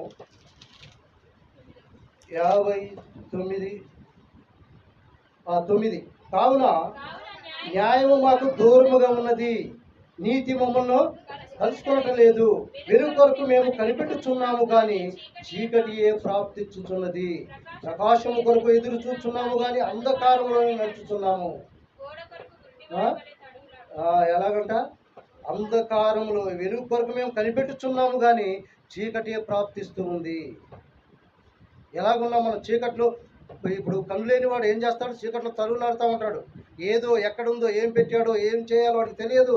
అలాంటి స్థితిలోనే ఉన్నావు నీవు నేను. మరి అలాంటి స్థితి నుంచి దేవుడు మనల్ని మంచి కళ్ళు ఇచ్చి, మంచి లోకాన్ని ఇచ్చి, సమస్తం ఇస్తే మనం ఏం చేస్తున్నాం? తడువులాడుతున్నాం ఈ లోకానుసారంగా. నేను ఇంకా ఏమి చేయాలి, ఏం పొందుకోవాలి, ఏం జరిగించాలి అని ఈ లోకంలో సాతానుడు ఏం చేశాడు? మనోనేత్రాలను గుడ్డితనం కలుగజేశాడు. మనోనేత్రాలను మూసేశాడు. నువ్వు మంచి మార్గం చూడకుండా, ఈ లోకంలో మంచి మార్గం నీకేదో తెలుసు, మంచి చెడు నీకేదో తెలుసు, అవి చూడకుండా ఏం చేశాడు? గుడ్డితనము. అదే అంటున్నాడు, వెలుగు కొరకు మేము కనిపెట్టుచున్నాము కానీ చీకటియే ప్రాప్తిస్తున్నది. ప్రకాశము కొరకు ఎదురు చూస్తున్నాము కానీ అంధకారంలో నడుస్తున్నాము. ప్రకాశం, వెలుగు చూస్తున్నాం. మనకి వెలుగులో ప్రకాశించకుండా మనం చీకటినే మనం కోరుకుంటున్నాం. చీకటిలోనే నేను జీవించాలి, చీకటి మార్గమే మంచిది. వెలుగు దేవుడంటే ఎవరికి భయం ఉండదు. ఎందుకు? నీ యొక్క చీకటి క్రియలన్నీ వెలుగులో నీకు అగపడతాయి కాబట్టి, దేవుడు సన్నిధికి వచ్చినప్పుడు దేవుడు నీకు తేటగా కనబడతాయి నువ్వు చేసే చీకటి పనులన్నీ. అందుకోసమే వెలుగు అంతకి రాడు. వెలుగంటే అసహించుకుంటారు, దేవుడు అంటే ఏముందని అనుకుంటారు. వీళ్ళంతా ఎలాంటి వారు? గుడ్డివారికి తోచితే ఏమవుతుంది? గుంటలో పడిపోతారు, అగాధంలో పడిపోతారు. అలాంటి పరిస్థితి ఉంది ఈ లోకంలో. మరి నీవు నేను ఎలా ఉన్నావు? అంధత్వంలోనే ఉంటున్నావా? అంధత్వంలోనే జీవిస్తున్నావా? కళ్ళుండి గుడ్డివారి లెక్క మనం జీవిస్తున్నావా? ఎలా జీవిస్తున్నావు? ఈ యొక్క మధ్యాహ్న కాల సమయంలో దేవుడు హెచ్చరిస్తున్నాడు. నేను నన్ను జాగ్రత్తగా మనం కాపాడుకుందాం, జాగ్రత్తగా జీవిద్దాం. ఈ లోకం అశాశ్వతమైనది. ఈ లోకం వైపు కాదు, తండ్రి వైపు చూడాలి మనం. అదంటే మత్తయి సువార్త 6వ అధ్యాయం అంటారు చూడండి. మత్తయి సువార్త 6వ అధ్యాయము 23 వచ్చిన చూడండి. మత్తయి సువార్త 6వ అధ్యాయం 23. నీ కన్ను చెడ్డదైతే నీ దేహమంతయు చీకటిమయమై ఉండును. నీలోనున్న వెలుగు చీకటి అయి ఉండిన ఎలా ఆ చీకటి ఎంతో గొప్పదంట. చూసినవా? నీ కన్ను చెడ్డదైతే నీ దేహమంతయు చీకటిమయమై ఉంటుంది. నీ కన్ను చూసావా? నీ కన్ను వలనే ఆ కన్ను ఎంతో తేటగా పడినట్లు మనం చూస్తాం. ఎంతో తేటగా మొత్తం ఆగపడుతుంది కొంతమందికి. ఎందుకు? కంటిలో ఏ నలుసు ఉండదు, ఏది ఉండదు. అదే అన్నాడు, నీ కంటిలో దూలం పెట్టుకొని ఎదరి కంటిలో ఉన్న నలుసును ఎదుగుట ఎలా అన్నాడు. మన కంటిలో దూలం ఉంటుంది, ఎంతో పాపం ఉంటుంది, ఎంతో ఈ లోకం ఉంటుంది. ఇవన్నీ మనం ఆలోచించాం. ఏదన్నా తప్పు చేస్తే వాడిని నువ్వు తప్పు చేయబాకు అంటాం. కానీ దేవుడు అన్న మాటలు ఎంత నగ్న సత్యాలు మనం అర్థం చేసుకోవాలి. నీ కన్ను చెడ్డదైతే నీ దేహం అంతయు చీకటమైన, నీలోనున్న వెలుగు చీకటి అయ్యిండనేలా ఆ చీకటి ఎంత గొప్పదో. చీకటమై ఉంటే ఈ లోకానుసారం అంతా నీకు ఎలాగపడుతుంది? చీకటి పనులే చేస్తావు, చెడు పనులే, చెడు మార్గమే, చెడు ఆలోచనలే, చెడు తలంపులే, చెడే మొత్తం. నీలో ఎలిగేది నీవు జీవించాలంటే వెలుగు లేనప్పుడు నువ్వు ఎలా జీవిస్తావు? ఈ లోకంలో పడిపోతూ ఉంటావు, ఈ లోకానుసారంగా జీవిస్తావు. ఈ లోకంలో ఉన్నదంతా ఏముంది? శరీరాశ, నేత్రాశ, జీవడము, ఇవన్నీ నిన్ను చుట్టుకొని ఈ లోకంలో నశింపజేస్తావు. మరి నువ్వు వెలుగు సంబంధుడు అయితే నీ అంధత్వంలో ఉన్నట్లయితే ఇంకా నువ్వు ఇంకా దేవుడిని తెలుసుకుంటే మంచిది. అదే 15:14 అంటాడు. మత్తయి సువార్త 15:14 వచ్చిన చూడండి. యేసు ప్రభువారు ఏమంటున్నాడు? మత్తయి సువార్త 15:14 వచ్చిన చూడండి. వారి జోలికి పోకుడి, వారి గుడ్డివారండి గుడ్డివారికి త్రోవ చూపువారు, గుడ్డివారు త్రోవ చూపితే ఎడల వారిద్దరు గుంటలో పడుతుంది కదా అని నువ్వు ఏమంటున్నాడు. వారి జోలికి పోవద్దు. ఎవరి జోలికి? ఈ లోక పరిశీలనతో అంటున్న ఈ మాట ఏమంటున్నాడు. మీరు వారి జోలికి పోకండి. వారి జోలికి పోకుండా ఏంటంటే వారి గుడ్డివారేండి, మనం కూడా గుడ్డివారు అంటాడు. గుడ్డివారు మీరు కూడా వారి మాట మనం విన్నట్లయితే మనం కూడా ఆడిపోతాం, అందరూ గుంటలో పడిపోతాం. కాబట్టి మనం జాగ్రత్తగా దేవుని సంబంధమైన వెలుగు సంబంధమైన మనం జాగ్రత్తగా మనం చూసుకుంటూ దేవుడి యొక్క వాక్యములో మనం పరిశీలించుకుంటూ మనం సరైన మార్గంలో నడిచేవారిగా ఉండాలి. అలా ఉన్నప్పుడే మనం గుడ్డివారి కాకున్నట్లుగా మనకు అంధత్వం రాకుండా దేవుడి సన్నిధానంలో, ఈ లోకంలో అంధత్వం కాదు, దేవుడి దృష్టిలో నేను ఎలా ఉన్నాను, నేను అంధత్వంగా ఉన్నానా, నా కళ్ళు అగపడుతున్నాయా, ఈ లోకంలో చూసినంత నేను చూస్తున్నానా, పాపం కొరకు, ఈ లోకం కొరకు, ఈ లోకంలో ఉన్న దాని ఆశ, శరీరాశ, నేత్రాశ, జీవడము, ఇవన్నిటి కొరకు నేను కనిపెట్టేవారిగా ఉన్నాను. ఇవన్నీ దుష్టుడు సంబంధులు కాబట్టి చీకటి సంబంధమైనటువంటివి. కానీ మనం ఏమైనామో వెలుగు సంబంధమైన నీవు నేను జాగ్రత్తగా పరిశీలన చేసుకోవాలి. ఈ యొక్క మధ్యాహ్న కాల సమయంలో దేవుడు హెచ్చరిస్తూ ఉన్నాడు నేను నన్ను. అదే మత్తయి సువార్త 23వ అధ్యాయం చూడండి. 23వ అధ్యాయము 23:16 కూడా ఏమంటున్నాడు. అయ్యో అందులైన మార్గదర్శకులారా, ఒకడు దేవాలయము తోడని ఒట్టు పెట్టుకుంటున్నాడు, అందులో ఏమీ లేదు.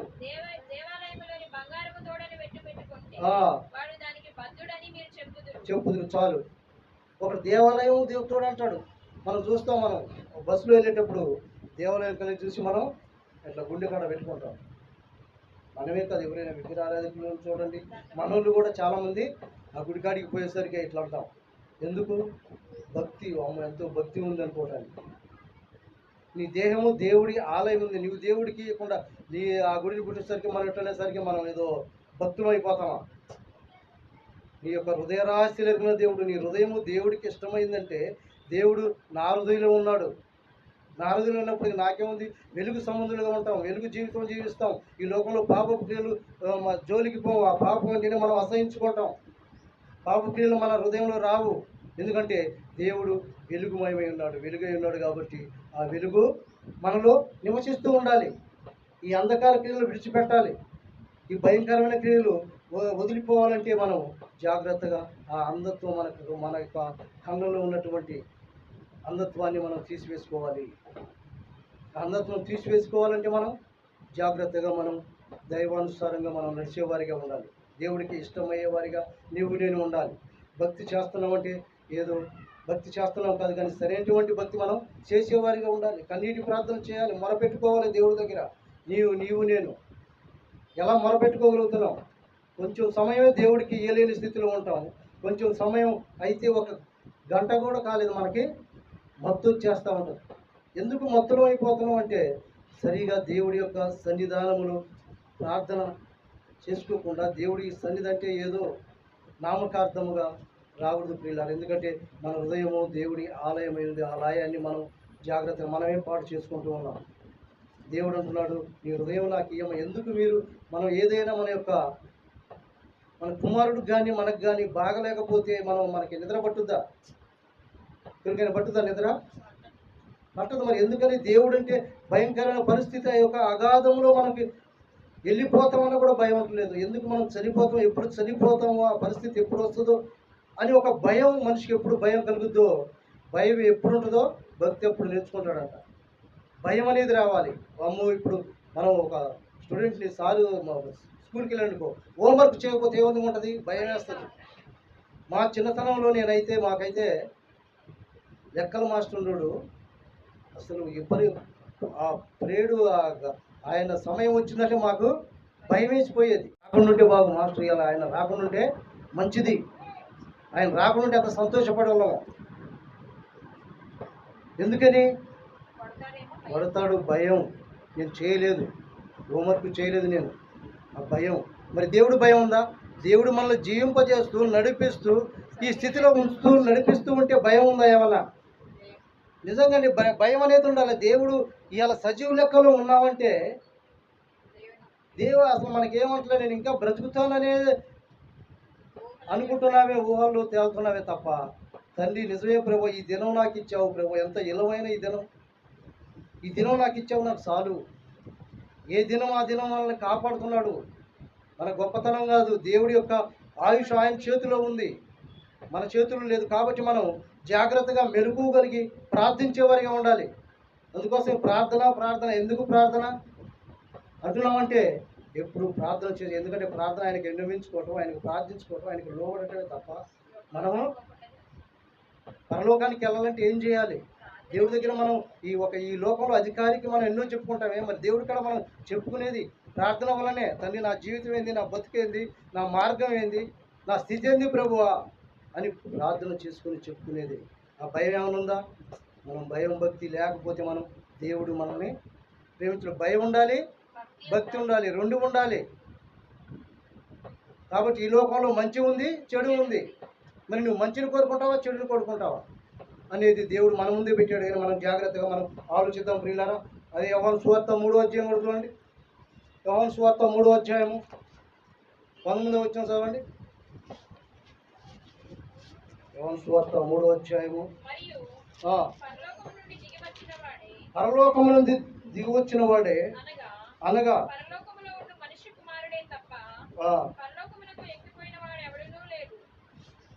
యోహాను సువార్త 3:19 19. ఆ తీర్పు అదే, వెలుగు లోకంలోనికి వచ్చిన కానీ తమ క్రియలు చెడ్డమైనందున మనుషులు వెలుగును ప్రేమింపక చీకటినే ప్రేమించిరి. దుష్కార్యములు చేయి ప్రతి వారును వెలుగును ద్వేషించును, తన క్రియలు దృష్టిలుగా కనబడినట్లు వెలుగు వద్దకు రాడు. వెలుగు వద్దకు ఎందుకు రాడు ఇప్పుడు మనకి తేటగా తెలుస్తుంది. వెలుగు వద్దకి రావాలంటే భయం. ఎందుకు? దేవుడి దగ్గరికి రావాలంటే భయం. ఎందుకు? అయ్యా నేను ఆ పాపాన్ని వదిలించుకోవాలి, నేను ఈ సిగరెట్ తాగుతున్నాను, ఈ మందు తాగుతున్నాను, ఈ లోకంలో చెడిపోతున్నాను, ఇవన్నీ ఉన్నాయి, నేను అందుకోసమే దేవుడి సన్నిధికి రాను అంటాడు. మరి నువ్వు రాను అన్నప్పుడు నీ జీవితం ఎప్పుడు మార్చుకుంటావు? మార్పు అనేది ఉంటుందా నీ జీవితంలో? ఎప్పుడు తాగుతూనే ఉంటావు, ఎప్పుడు నీ జీవితం అదే, ఎప్పుడు ఈ లోకానుసారంగా జీవిస్తావు. నీ జీవితం ఎప్పుడు మారుద్ది? ఈ లోకంలో చనిపోయినప్పుడే జీవితం మారుతుంది తప్ప అట్లా అనుకుంటే జీవితం మారదు. అందుకోసం అంటున్నాడు, మనుషులు వెలుగును ప్రేమింపక చీకటినే ప్రేమిస్తున్నాడు. వెలుగంటే భయం ఎందుకు?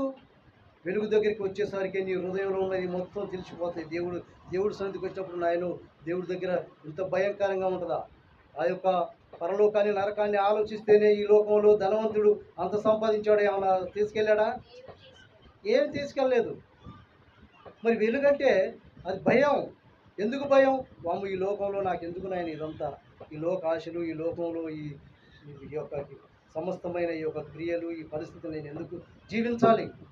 వాము నేను ఎప్పుడైనా ఈ లోకాన్ని విడిచిపోవాల్సిందే. కాబట్టి నేను దేవుడు యందు నమ్మకం కలిగి ఉంటాను. దేవుడు ఏ మాటలు చెప్తున్నాడో, ఎలాగ నడవన్నాడో, ఎలా జీవించమన్నాడో ఈ లోకంలో ఆ విధంగానే జీవిస్తాను. ఎందుకంటే నా ముగింపు ఎప్పుడో తెలియదు అనే భయం ఉండాలి. ఆ భయం ఉన్నప్పుడే భక్తి చేయగలుగుతాడు మనిషి. కానీ ఆ యొక్క క్రియలు చెడ్డమైన వాడు ఎరిగినందుకు రాడు. వాడి క్రియలు దుష్క్రియలుగా కనబడుతున్నది. ఎందుకు భయపడాలి దేవుడు అంటే? మనం భయపడదు, ఎందుకంటే ఆయన ప్రేమిస్తున్నాడు, మనల్ని జీవింపజేస్తున్నాడు, నడిపిస్తున్నాడు. అందుని బట్టి దేవుడికి లోబడాలి. కాబట్టి ఈ యొక్క మధ్యాహ్న కాల సమయంలో దేవుడు మనకి నేర్చనిస్తున్న మాటల ప్రకారంగా మనం జీవిద్దాం. ఆత్మ ద్వారా ఈ అంధత్వం నుంచి, ఆత్మలో అంధత్వం, ఆత్మలో అంటున్నాం, దేవుడి సన్నిధికి వస్తున్నాం, దేవుడి భక్తి చేస్తున్నాం అంటున్నావు. కాబట్టి నీవు ఎంత అంధత్వంలో ఉన్నావో, దేవుడికి దూరం ఉంటున్నావో, దేవుడికి లోబడకుండా ఉంటున్నావో, దేవుడి మాట వినకుండా ఉంటున్నావో, దేవుడికి ఇష్టంగా జరిగించకుండా అనేకమైన ఈ లోకానుసారంగా తిరుగుతున్నావేమో, దేవుడి సన్నిధికి వస్తున్నావు అనుకుంటున్నావా నువ్వు? మరి వచ్చేటప్పుడు నీ యొక్క క్రియలు, నీ పద్ధతి, నీ మొత్తం నీ మార్గము అన్నీ మారాలి, మార్పు చెందాలి.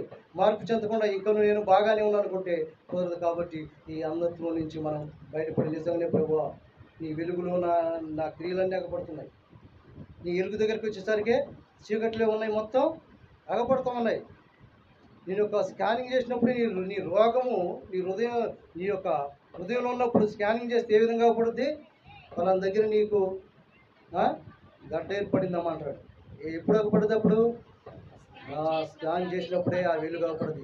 దేవుడు సన్నిధిలోకి ఉన్నప్పుడే నీకు అగపడుద్ది. దేవుడు సన్నిధి, దేవుడి యొక్క వాక్యం ఏంది? స్కానింగ్, నిన్ను చేసే స్కానింగ్ మొత్తం చేస్తుంది. అదే అన్నాడు ఎబ్రీలకు రాసిన పత్రిక 4:12 అంటాడు. ఈ స్కానింగ్ ఏంది నీకు? స్కానింగ్ ఈ లోకంలో దేవుడి యొక్క వాక్యమే నీ స్కానింగ్. అక్కడికి వెళ్తే నీ మొత్తం ఇవ్వబడతాయి. నీ కనుక దేవుని ఆ, వాక్యం దేవుని వాక్యం ఎలాంటిది? సజీవం కలిగినదై బలం ఉన్నంచుల ఖడ్గం కలిగినదై వాడిగా ఉంది. ఆ ప్రాణాత్మలను ప్రాణాత్మలను మూలుగులను మూలుగను విభజించినంత మట్టుకు దూరుచు హృదయం యొక్క తలంపులను ఆ ఆలోచనలు శోధిస్తూ ఉంది.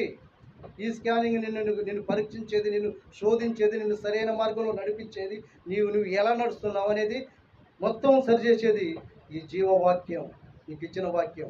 మరి ఈ వాక్యానికి రావటానికి నీవు భయపడిపోతున్నావు. ఎందుకంటే ఈ లోకంలో నువ్వు పడిపోతున్నావు, ఈ లోకానుసారంగా జీవిస్తున్నావు. కాబట్టి దేవుడు ప్రేమిస్తున్నాడు, ప్రేమిస్తున్నాడు. ఈ యొక్క మధ్యాహ్న కాల ప్రేమ లోబడి వచ్చేవాడికి ఉంటున్నావా? నీ క్రియలు, నీ ప్రవర్తన, నీ ఆలోచనలు, నీ తలంపులు, నీ మార్గములు సరి చేసుకుంటున్నావా? ఇంకా నేను భక్తి చేస్తున్నాను అనుకుంటున్నావా? భక్తి చేస్తున్నానంటూ ఉంటూ నీ యొక్క గుడ్డితనం కలిగి ఉన్నావు, అంధత్వంలో ఉన్నావేమో. ఈ యొక్క మధ్యాహ్న కాలసిన అంధత్వం నుంచి మనం తీసివేసుకుని నిజంగానే ప్రభువా నేను సరి చేసుకుంటాను, నీ యొక్క జీవితంలో నేను ఉంటాను ప్రభువా, నీ మార్గంలో నేను ఉంటానని మనం ఉన్నట్లయితే దేవుడు అంటున్న మాట మనం చూద్దాం. చూడండి, యోహాను సువార్త 42వ అధ్యాయము. యోహాను సువార్త యెషయా గ్రంథం 42వ అధ్యాయము. యెషయా గ్రంథం 42వ అధ్యాయం 7వ వచనం చూడండి. యెషయా గ్రంథం 42:7. వెట్టివారి కన్నులు తెచ్చుటకును బంధింపబడిన వారిని చెరసాలలో నుండి వెలుపలికి తెచ్చుటకును చీకటిలో నివసించు వారిని బందీగృహములో నుండి వెలుపలికి తెచ్చుటకును యెహోవానగు నేను నీతి విషయములోను నిన్ను పిలిచి నీ చెయ్యి పట్టుకొని ఉన్నాను.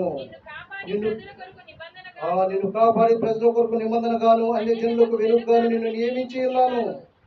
ఏమంటున్నాడు దేవుడు? చీకటిలో నివసించిన వారిని బందీ గృహములో నుండి వెలుపలికి తెచ్చుటకును.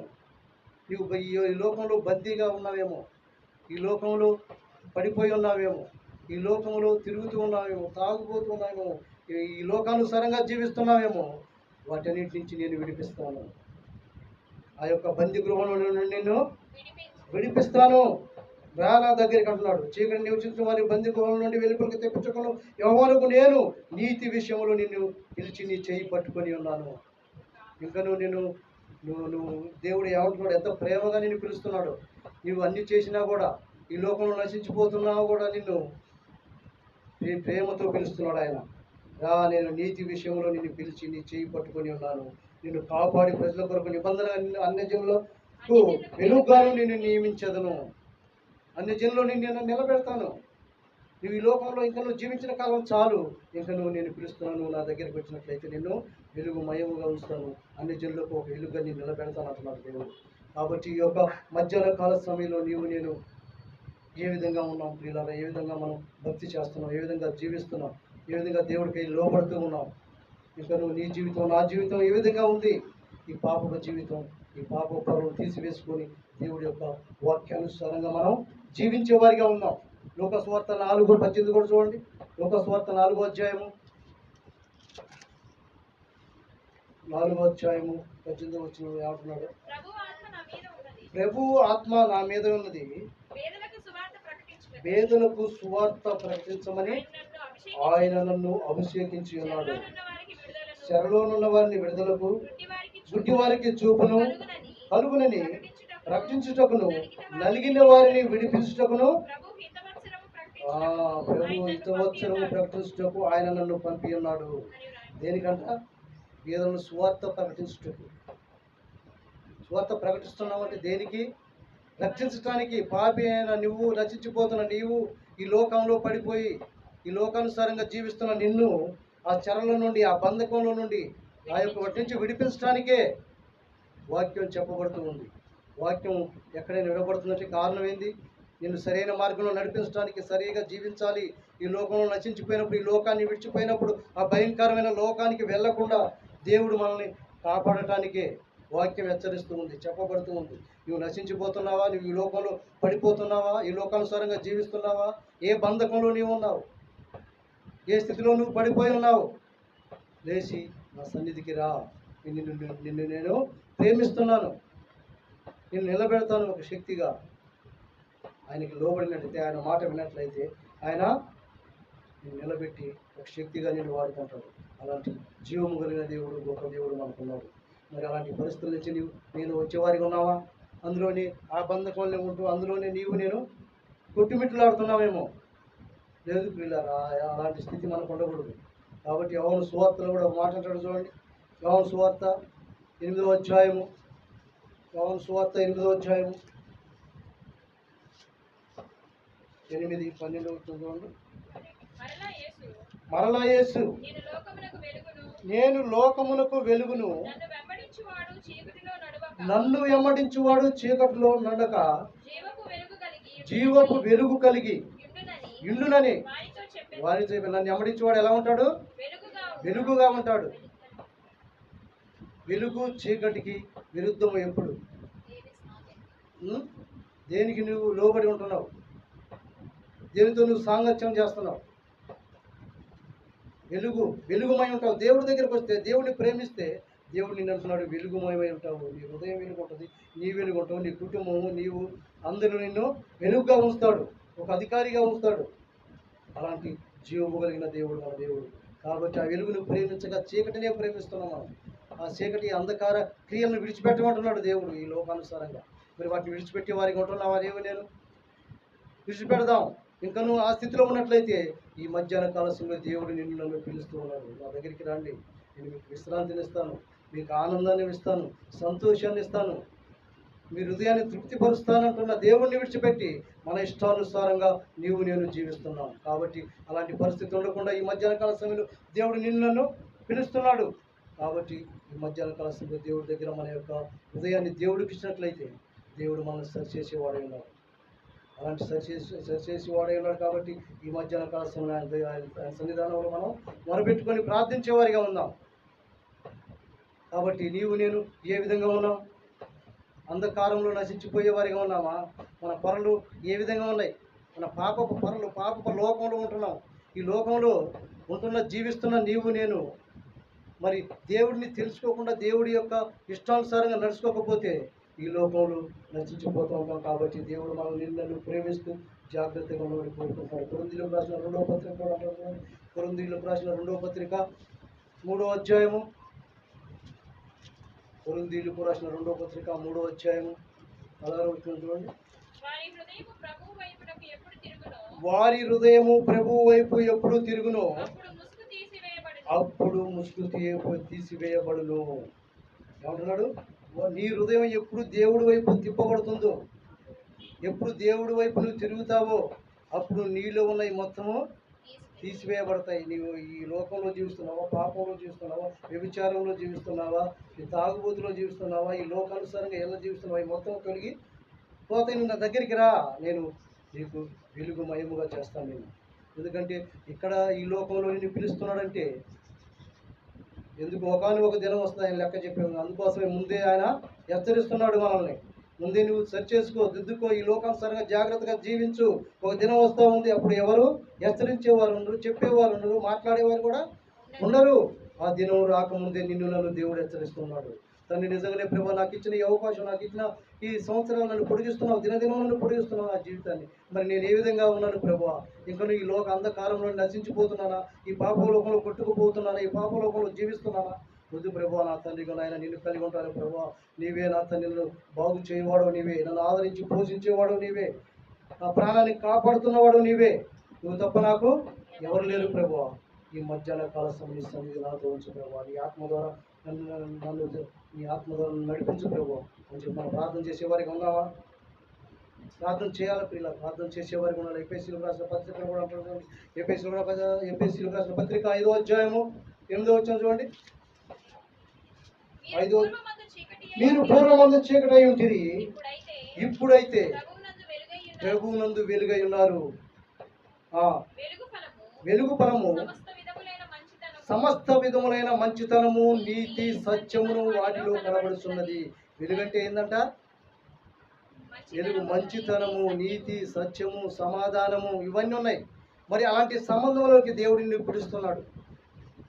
అలా జీవిస్తే మనకి ఎవరైనా వ్యతిరేకంగా ఉంటారా ఈ లోకంలో? ఎవరు ఏ శత్రువు అయినా వ్యతిరేకంగా ఉండడు. ఎందుకంటే మారిపోతూ ఉంటాడు. మనం అలాంటి ప్రేమను కలిగి ఉండాలి, అలాంటి ఆప్యాయతను కలిగి ఉండాలి. అలా కలిగి ఉన్నప్పుడు దేవుడు కోరుకుంటుంది, అదే నా వెలుగు నేను పిలుస్తున్నాను, నా వెలుగులోనికి రాని మీరు. వెలుగులోనికి వస్తే ఆయన, నేను వెలుగును కాబట్టి మీరు కూడా వెలుగై ఉండండి. ఆ వెలుగు కాడికి వచ్చినప్పుడే మన పాపాలు తేటతెల్లు అవుతాయి. కాబట్టి ఆ పాపాలు తీసివేసుకొని దేవుడి వెలుగు సంబంధులుగా మనం వెలిగిస్తూ ఈ లోకాన్ని జయించే వారిగా నీవు నేను ఉంటాం ప్రియులారా. అలాంటి జీవితం దేవుడు మనకు ఇచ్చాడు. ఆ జీవితంలో మనం జాగ్రత్తగా మనం పెట్టుకుందాం. మన భక్తి, మన విశ్వాసం, నేను ఎలా ఉన్నాననేది మనం సరి చేసుకుంటూ జీవితం ప్రియులారా. అలాంటి జీవితాన్ని దేవుడు కోరుకుంటున్నాడు. మనం ఎక్కడ భయపడాల్సిన అవసరం లేదు, ఎక్కడ మనం చింతించాల్సిన అవసరం లేదు. ఎందుకంటే జీవాధిపతి మనకున్నాడు, న్యాయాధిపతి మనకున్నాడు, మన పక్షాన న్యాయం ఆడే ఉన్నాడు, మన పక్షాన యుద్ధం చేయవాడే ఉన్నాడు. అలాంటి గొప్ప దేవుడు మనకుంటే మనం ఈ లోకంలో నశించిపోతున్నామంటే ఏ ఒక్క పాపి నశించడానికి ఇష్టం లేదు. ఎవరు నశించిపోవడానికి, అందరూ మారు మనసు పొంది ఆయన యొక్క మార్గంలో ఆయన కోరుకుంటున్నారు. మరి అలాంటి మార్గంలో మనం ఉన్నామా? అలాంటి జీవితం జీవించి ఈ లోకాన్ని జయించే వారిగా ఉండాలని కోరుకుంటూ, అలాగే చివరిగా చూద్దాం. చూడండి, పేతురు రాసిన మొదటి పత్రికలో ఒక మాట అంటాడు. పేతురు రాసిన మొదటి పత్రిక 2వ అధ్యాయము, పేతురు రాసినటువంటి మొదటి పత్రిక 2వ అధ్యాయము 9వ వచనం చూడండి. అయితే మీరు చీకటిలో నుండి ఆశ్చర్యకరమైన తన వెలుగులోనికి మిమ్మల్ని పిలిచిన వారి గుణాతిశయములను ప్రచురింపచేయు నిమిత్తము ఏర్పరచబడిన వంశమును, రాజులైన యాజక సమూహమును, పరిశుద్ధ జనమును, దేవుని సొత్తైన ప్రజలై ఉన్నారు. ఎలా అంటున్నాడు మనం? అయితే మీరు చీకటి నుండి ఆశ్చర్యమైన తన వెలుగులోనికి మిమ్మల్ని పిలిచిన వారి గుణాతిశయములు కలిగి ఉండాలి. దేవుడు ఎలాంటి గుణం కలిగి ఉన్నాడో, ఎలాంటి ఈ లోకంలో జీవించాడో, మనం కూడా అలాంటి గుణాలు కలిగి మనమే జీవించాలి. ఎందుకంటే మనం దేవుడి పిల్లలైన నీవు నేను, వెలుగుమయమైన నీవు నేను, దేవుడికి ఇష్టమైన వంటి వారిగా మనము జీవించాలి.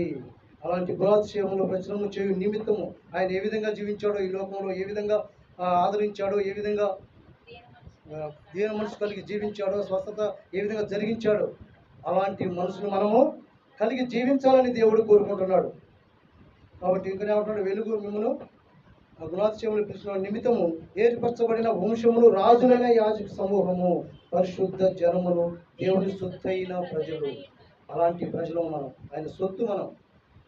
మరి ఆయన ప్రేమిస్తున్నాడు, ఇంకనూ మనల్ని ప్రేమిస్తున్నాడు. ఈ యొక్క మధ్యాహ్న కాలంలో నీవు ఆయనకి వ్యతిరేకంగా జీవిస్తున్నావా? వ్యతిరేకంగా ఉండకుండా ఆయన ప్రేమకు మనం వ్యతిరేకించకుండా ఆయన ప్రేమను ఆయనకి లోబడే వారికి ఉన్నాం, ఆయన మాట వినేవారికి ఉన్నాం, ఆయనకి ఇష్టంగా ఉన్నాం. కాబట్టి ఈ మధ్యాహ్న కాల సమయంలో తండ్రి నేను ఇంకనూ ఈ లోకం అంధత్వంలో నేను ఉంటున్నాను ప్రభా, ఈ లోకం నేను కొట్టుకుపోతున్నాను ప్రభా, నా జీవితం ఏంది ప్రభా, నా తండ్రి గుడ్డివాడి వల్ల నేను ఉంటున్నాను ప్రభా, నా కళ్ళు మూసుకుపోతున్న ఈ లోకంలో చూసినప్పుడు, ఈ లోకం వైపు చూసినప్పుడు నా తండ్రి నేను మర్చిపోతూ ఉన్నాను. నీ వాక్యానుసారంగా జీవించలేని స్థితిలో ఉంటున్నాను. ఎందుకు కారణం ప్రభా? నా తండ్రి నాయన నీ శక్తి, నీ బలం నాకు దయచేయండి. నా హృదయంలో నా తండ్రి నీ వెలుగుమయమే ఉండాలా ప్రభా. వెలుగనగా వాక్యాన్ని మనం ఎప్పుడు వెలుగులో హృదయంలో భద్రం చేసుకుంటూ జీవిస్తూ ఉండాలి, ప్రార్థన చేస్తూ ఉండాలి. అలా ఉన్నప్పుడే దేవుడి యొక్క వాక్యం మన హృదయంలో నివసిస్తూ ఉంటుంది. మనం ఎప్పుడైతే ఈ లోకానుసారంగా పడిపోతూ ఉంటామో, ఈ లోకాన్ని వైపు చూస్తూ ఉంటామో, వెలుగు దూరం అయిపోతూ ఉంటుంది. కాబట్టి మనం వెలుగు సంబంధం కాబట్టి ఈ మధ్యాహ్న కాల సమయంలో నిజంగా ప్రభావ నేను ఎలా జీవిస్తున్నాను, నీ గుణాతిశయం నేను ప్రకటించాలి ప్రభావ. నీవు ఏ విధంగా ఈ లోకానికి వచ్చి ఏ విధంగా నీవు చేసావో మంచి క్రియలు, ఆ క్రియలు నేను చేయాలి ప్రభావ. చేసినప్పుడు నేను కూడా ఆ యొక్క వెలుగు సంబంధుడుగా ఆ యొక్క పరలోక రాజ్యంలో నేను ఉంటాను ప్రభావ అని చెప్పి ప్రతి ఒక్కరు ప్రశ్నించుకుని వాక్యానుసారంగా జీవిద్దాం. మన జీవితం ఏపాటిది? కొంచెము దినాలే మనకి ఇచ్చాడు. ఆ దినాలలో మనం జాగ్రత్తగా పడి నిజంగానే ప్రభావ నేను సరైనటువంటి జీవితం జీవిస్తాను ప్రభావ, సరైన మార్గంలో నడుస్తాను ప్రభావ. ఇంకను నేను ఇక జీవించినట్లయితే ఇక మీద నేను ప్రభావ నేను సర్చ్ చేసుకొని ఈ మధ్యాహ్న కాలం నిజంగా హెచ్చరించిన మాటల ప్రకారంగా నా తండ్రి ఆయన వెలుగుగా నేను ఉంటాను ప్రభావ. ఆ వెలుగు నాకు దయచేయి ప్రభావ. నన్ను ఎక్కడ విడిచిపోవద్దు ప్రభావ. ఈ పాపంలో కొట్టుకుపోతున్నాను ప్రభావ, ఈ పాపంలో నశించిపోతున్నాను ప్రభావ. నేను చూస్తున్నాను నా కాలం ముందు ఎంతమంది నశించిపోతున్నారు, ఎంతమంది ఈ లోకంలో నా తండ్రి ఇగో ఈ లోకాన్ని విడిచి వెళ్ళిపోతున్నారు ప్రభావ. నన్ను ఇంకా నువ్వు ప్రేమిస్తున్నావా నా తండ్రి, నీ ప్రేమ ఎంత గొప్పది ప్రభావ అని చెప్పి మనం ప్రార్థించేవారిగా, ఆయన కన్నీటితో ప్రార్థించేవారిగా, మొరపెట్టుకునేవారిగా, మూర్ఖుల ఆత్మతో ప్రార్థించేవారిగా ఉండాలి. మొరపెట్టుకోవాలి. మనకేమాత్రం భయం ఉంటలేదు, ఏమాత్రం విశ్వాసం ఉంటలేదు, ఏందో ఒక విధంగా ఉంటున్నాం. అలా ఉండకూడదు పిల్లలు. మన యొక్క భయం ఉండాలి. ఎప్పుడు ఏ క్షణమైనా ఏ దినమైనా ఈ భయంకరమైన దినాలు ఇంకనూ లేవు మనకి. ఇంకనూ భయంకరమైన దినాలు రాబోతూ ఉన్నాయి. ఒకడ యుద్ధాలలో ఎలాంటి భయంకరమైన పరిస్థితులు, తిండి లేక వాళ్ళ పరిస్థితి భయంకరమైన పరిస్థితులు ఉంటూ ఉన్నారు. మనకు ఆ పరిస్థితులు లేవే. మంచి జీవితం జీవిస్తున్నాం. మనం ఎలా జీవిస్తున్నాం ఈ లోకంలో? మంచిగా మన ఇష్టానుసారంగా జీవిస్తూ మన ఇష్టానుసారంగా మనం జీవిస్తున్నామే. మరి ఆ దేవుడు ఇచ్చిన ఈ సమయాన్ని సద్వినియోగం చేసుకోకపోతే అలాంటి భయంకరమైన దినాలు, యుద్ధాలు, భూకంపాలు ఇవన్నీ మనకు కూడా ప్రాప్తిస్తే మన పరిస్థితి ఏంది ఒకసారి ఆలోచించండి. మనం బాగానే ఉన్నాం, బాగానే తింటున్నాం, బాగానే ఉన్నాం అనుకుంటున్నామేమో. ఆ సమయము ఆ యొక్క గడియ ఎప్పుడు వస్తుందో, ఎలా వస్తుందో, ఏ క్షణం వస్తుందో, ఏ దినం వస్తుందో తెలియదు. ఎవరికి తెలియదు. ఆకస్మికంగా వస్తుంది. కాబట్టి ఆ దినం రాకముందే జాగ్రత్త పడదాం. నిజంగానే ప్రభువా, నేను ఎలా భక్తి చేస్తున్నాను ప్రభువా, ఎలా జీవిస్తున్నాను ప్రభువా, నా భక్తి ఏ విధంగా ఉంది ప్రభువా అని చెప్పి మనం జాగ్రత్తగా ఆయన యొక్క మార్గంలో, ఆయన వాక్యానుసారంగా మనం జీవించి ఉన్నాం ప్రియులారా. అలాంటి దేవుడు మనకు ఉన్నాడు కాబట్టి మనం భయపడక మన హృదయాన్ని దేవుడికి ఇద్దాం. మన యొక్క హృదయాన్ని దేవుడికి ఇచ్చినట్లయితే, ఆయన మన హృదయంలో ఉన్నట్లయితే మనం వెలుగుమై ఉంటాం. ఈ లోకంలో ఏదైనా జయించగలుగుతాం. కాబట్టి అలాంటి జయించే శక్తిని నాకు దయచేయని చెప్పి మనం ప్రార్థన చేసుకున్నాం. ఈ కొద్ది మాటలు దేవుడు దీవించుగా ఇద్దరు ముగ్గురుగా ప్రార్థన చేయండి. వాక్యానుసారంగా ఇద్దరు ముగ్గురుగా ప్రార్థన చేసినట్లయితే ముగించుకున్నాం. పరిశుద్ధుడా, మౌనతుడా నాయన, నీ ఘనమైన ఉన్నతమైన నామాన్ని బట్టి నీకు వందనాలు ప్రభువా. నిజంగానే నా తండ్రి నాయన, నా తండ్రి నిజమే ప్రభువా. నా తండ్రి ఇంకనూ నా తండ్రి నేను అందస్మలో కొట్టుమిట్లాడుతున్నాను ప్రభువా. నా తండ్రి నాయన, గుడ్డివాడి వల్ల నా తండ్రి నేను ఉంటున్నాను. నా కళ్ళు ఉండి కూడా నా తండ్రి ఈ లోకంలో నా తండ్రి నాయన ఎలా జీవిస్తున్నాను, ఎలా నా తండ్రి నేను ప్రార్థిస్తున్నాను, ఏ విధంగా లోబడుతున్నాను ప్రభువా. నా తండ్రి నాయన నిజంగానే ప్రభువా, భయంకరమైన లోకంలో రాకుండా, భయంకరమైన పరిస్థితి రాకముందే నా తండ్రి నేను ఈ లోకంలో నా తండ్రి ఉన్నప్పుడే నేను జాగ్రత్త పడాలి. నాకు ఇచ్చిన ఈ సమయంతో విలువైన ఈ సమయంలో నా తండ్రి నేను సరి చేసుకుంటూ జీవించాలి ప్రభావ, బ్రతకాలి నా తండ్రి. అలాంటి జీవితాన్ని నాకు ఇచ్చినందుకే నీకు వందనాలు ప్రభావ. నా తండ్రి ఎలుగు మయమై ఉంటాను ప్రభావ. నా తండ్రి నీకు ఇష్టంగా ఉంటాను ప్రభావ.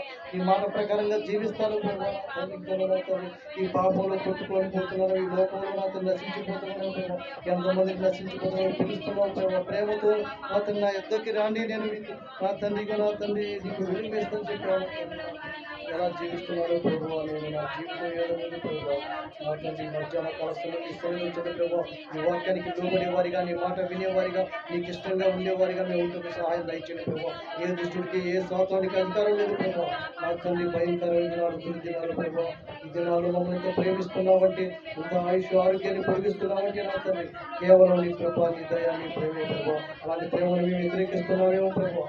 ఈ లోకంలో ఎక్కడ నశించుకోకుండా నా తండ్రి నీకు లోబడి నీ మాట వింటాను ప్రభావాన్ని మాకు దయచేయండి ప్రభావ. నీ ఆత్మ ద్వారా నడిపించండి. ప్రతి ఒక్కరు నా తండ్రి నీకు లోబడేవారిగా, నీకు ఇష్టం ఉండేవారిగా వాడుకోమని నా తండ్రి నా తండ్రి చెప్పిన వాక్యానుసారంగా ప్రతి హృదయంలో నీటి కట్టి పలుపజేసి వాక్యానుసారంగా జీవించి ప్రార్థిస్తున్నాం. ప్రభు రక్షకుడు యేసుక్రీస్తు వారి నామాన్ని ప్రార్థన తండ్రి. ఆమేన్. అలాగనే పాట పాడినట్లయితే సందాలు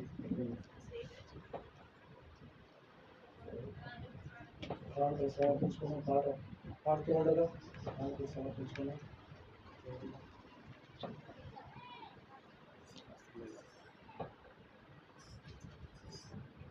అవన్నీ అంగీకరించు మీ దేవా, నన్నెప్పుడు కరుణించు. నావన్నీ కృప చేత నీ వలన